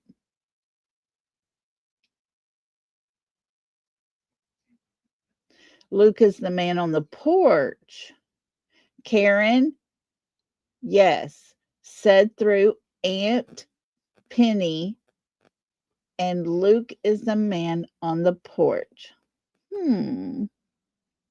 Is Luke still alive? Because I've heard, very possible, the man on the porch was a man no longer alive. See what I'm saying, guys? I tell you, Miss Kathy, that is the sweetest thing I've seen is all the flowers that are arriving. People are calling florists, having yellow flowers sent. They go out there, they deliver them, they put them down with the rest. It's just so sweet. Okay, thank you, Miss Rhonda. Lucas Range Rover. Okay. Okay. Okay. Alrighty. I'll have to watch. Yeah, I'll have to watch. Like I said, the girls were up here all day with me, so there wasn't a whole lot of sleuthing stuff going on, but I've been on the phone a lot trying to make some sense of some of these things because some of it's not making sense. I bet those florists in that area have all ran out of yellow flowers. Yellow is the color they've chosen. It's for friendship and all the things, except for on Valentine's Day. We learned that the other night. But yeah. My ex-husband, my son's dad, stays with me when he's not working. Oh, good deal. Good. I'm glad to know that you got somebody that'll be there occasionally. I do suggest that you get some kind of protection of some sort, even if it's just a baseball bat. You know, my son gave me one to put in my car. I still carry it. It's a heavy, old, heavy, short wooden baseball bat. Like I'm probably never going to use it because you know how awkward that is to reach down to grab a baseball bat in your car and turn and swing it. You can't. I don't know why I carry it. It's the silliest thing ever. I used to keep it by my bed. Well, once I moved, I thought, well, I'm going to do like he said and put it in my car. So it's in my car.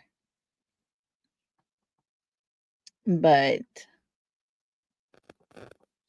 anyways, I don't know. I would much rather be able to reach into my secret little hidey hole and grab my little metal friend. That's what I would like to do much better. There you go, pepper spray. Good job. Keep it real close to you. Keep some all over the place. That way, if you're in your bathroom, you got some hidden somewhere. If you're in your kitchen, hide some somewhere. If you're in your bedroom, hide some somewhere. You know, all over the place. Start you a collection of pepper spray. That way you feel a little more comfortable. You can grab it and reach it easily. Yeah, and get you one of those Life Alert bracelets too. Tim says, me too, Lolly, I carry also. Oh, yeah. I mean, I don't know. It's just a Texas thing, you know?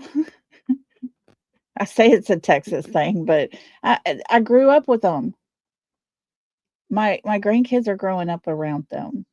We learned the safety of them. My granddaughter, yeah, they sell the pepper spray in the stores.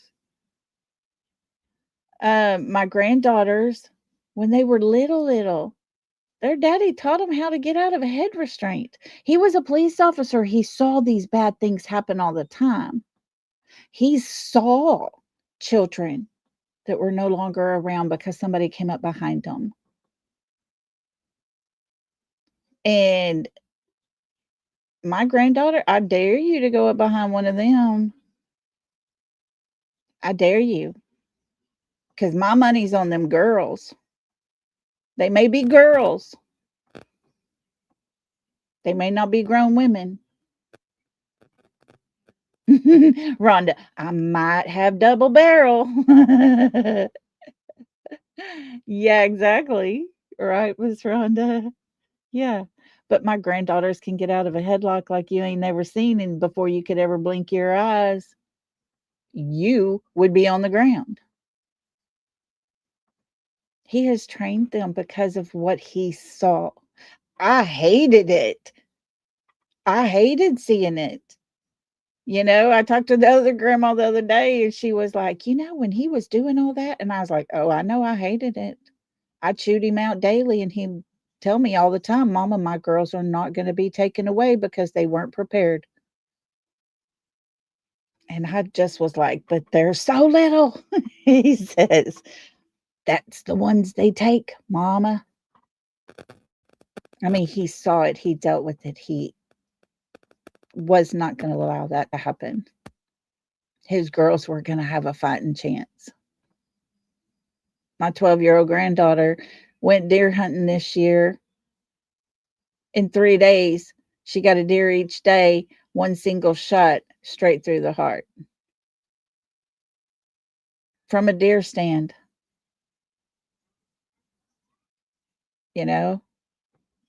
These girls know gun safety. They know how to use them. That's how we grew up. That's how I grew up. We would go horseback riding through the country. There's the little bag. There's your little pistol. You got it sticking out. I would be like 9 years old and ride off by myself. And my daddy made sure I had one in my bag.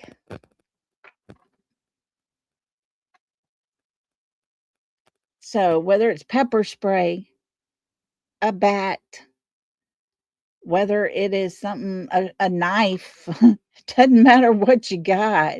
Find what you can get. Find it enough that you can have it every place that you might possibly need it at some point or another. Keep one, everywhere. My daughter-in-law has that. She's a school teacher. First day of class, every single one of her students learns their safety. She has a plan of action for their room, and they all learn what to do in the case someone walks in their classroom with a gun. They all learn where that bottle of pepper spray is, and there's enough for each one of them to have one in her class. But nobody outside of them ever sees those. She can't give them guns. You can't leave guns laying around, that's not right.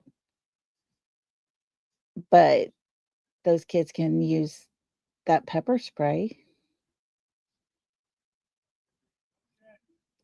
And so take care of yourselves.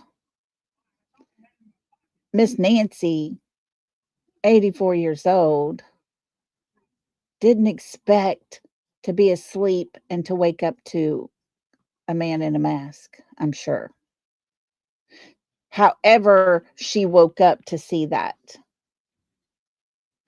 However, it all went down. Whatever happened, Miss Nancy probably never thought it would happen to her. Pink Warrior said, anybody took my mom, they would bring her back. Right. My son, man, he tells me that stuff all the time. I'm like, I'm just going to run away. He's like, well, Mama, you might have to go pretty far because everybody around here ain't going to help you out. They know you. Nobody wants you in their house telling them what to do, how to do it, and when to do it. I was like, shut up. He said, Mom, you're an organizer. It's what you do. I'm like, it's hard sometimes just to let things go. And not being organized drives me bonkers. It does. She was raised in the hill country. Yeah. I had family. My grandparents lived in the hill country, had some cousins down there. Yeah. I would go to my grandfather's there in the hill country, sit on his lap in the morning while he's drinking his coffee, and I had his binoculars watching all the deer, learning. And the whole process was to learn where their feeders were at. And we couldn't shoot them by their feeders. We had to learn their steps, which way they go, their process to move out, because we could shoot them that over there, kind of thing. There was days when I was there one summer and my granny mama come out and she said, "Okay, Jack, both of the boys are coming. They'll be here in 2 weeks." My granddaddy looked at me. He said, "Well, sissy," he said, "we got to get some meat ready to smoke. We got the whole family coming." Y'all, I sat there, had the binoculars. I told him over to the left of that big old tree. And from his recliner, bang! My grandmama, she just hollered at him, "Would you step outside the door to do that?" He had no screen on his window. He would just pull it up and, "Okay, well, we got to get up and go get it now." So, yeah, you're in animal country.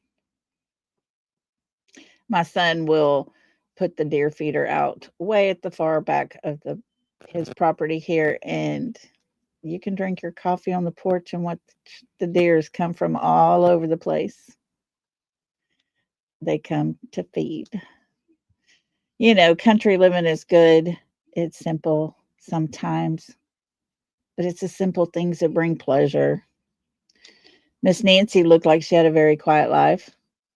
We've seen JLR out there. It was very quiet. Can't have a lot of lights on at night because of the sky and the stars up there. Who would have ever thought Miss Nancy, an 84-year-old woman, would be missing for 16 days? I'm sure her family didn't. Her daughter, her son. Not sure about her other daughter. I question her. I question her husband.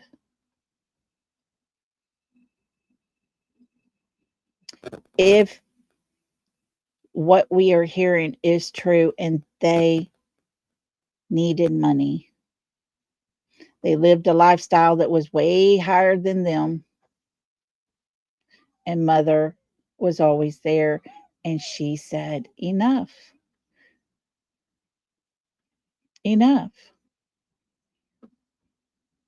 That's enough to make anybody go over the edge thinking, oh my God, our money supply just ended with one word from this lady. And we know Miss Nancy was worth a lot of money. She worked hard. She was still working at 84.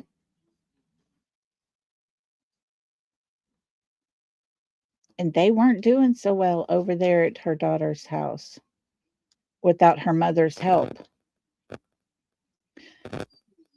I don't know if it's just a rumor or if it's been proven or whatever, but I did hear that money was lent to his family. If that's true, and Miss Nancy said, hey, time to give all of it back. there's motive sitting there. They may not have done anything other than feed her that night, take her home. It's not to say that somehow possibly they didn't make a phone call. When you have a person doing a fake ransom letter and they text you to see if you got the Bitcoin stuff going, you and your husband, that don't look good.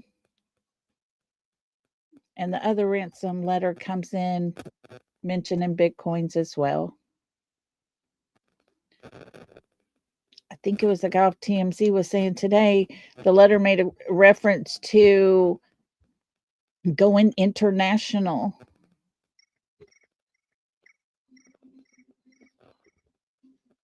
All that does is say, okay, we're not taking this international. You don't get people back internationally.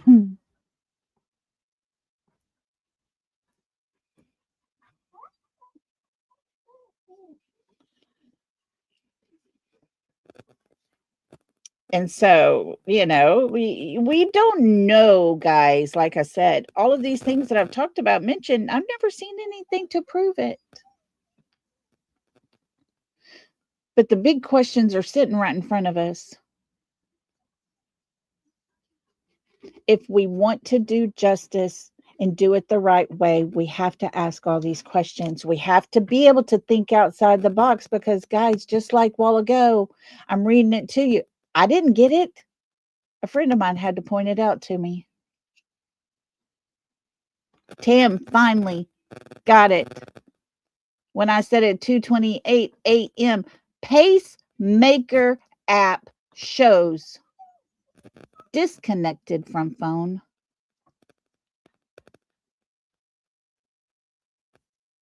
That's big. Somebody knew she had an app on her phone connected to her pacemaker. Somebody knew that. It's the little things that we read and we just take it as, oh, okay, go on about it, okay, yeah. Her phone got too far away from that app and it just couldn't connect together anymore. Okay, yeah. No, that's not what that meant. It's not what it meant. That's not the wording they put out there. But we assume that the way we hear it and think about it, okay, we got it all figured out. Go back and let's look. If we, as keyboard warriors, as some of them like to say, if we can go back and start looking, what's to say they're not doing the same just to cover their butts, to make sure they have every single thing lined up and in order and ready to go when it is time to make that arrest. A lot of people are getting really pissed and aggravated at law enforcement, but are they really doing what they got to do? Because that raid that happened, that SWAT and the bomb, the bomb squad was there as well. Were there bombs? We don't know. Were they just extra people? I don't know. But you wouldn't believe the stories talking about while the SWAT team was going in the house, they couldn't go in there first because the bomb squad had to take apart all these little bombs around that property. No. How do you know that? Why are you going to say that?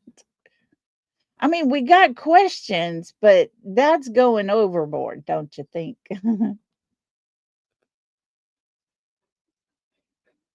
Whatever happened with that raid, the one thing we can pretty much be guaranteed is there was a judge that read every fine detailed part of their reason why he should allow them to go in. And they must have had enough reason. They must have had good reason. They must have had something in particular that allowed a judge to say, here's my signature. Go ahead. Go get them. I played yesterday. If you didn't see yesterday's live, please go listen to it, because a possible burner phone that has pings that leads into a certain direction, and it pretty much is between Miss Nancy's house and the raid house. There's things there. They're doing as much as they can. Thank God the FBI is working.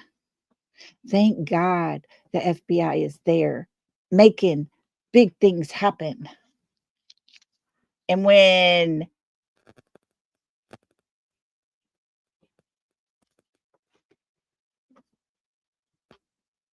you have someone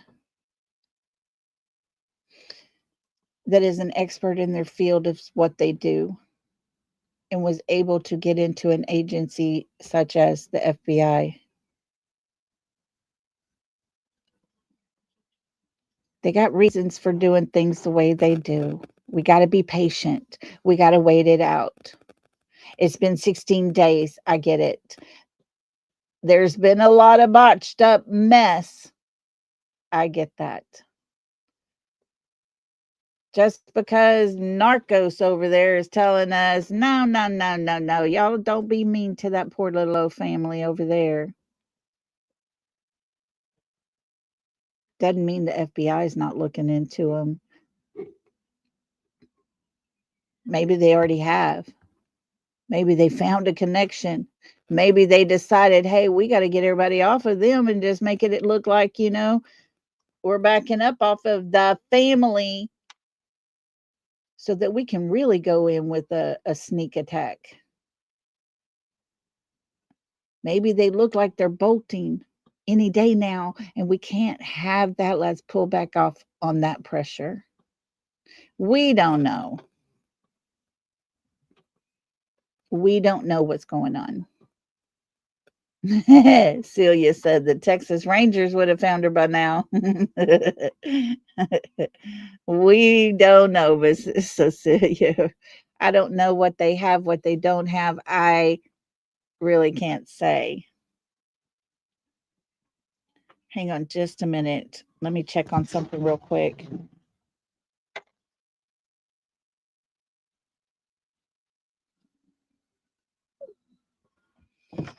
Let's see here.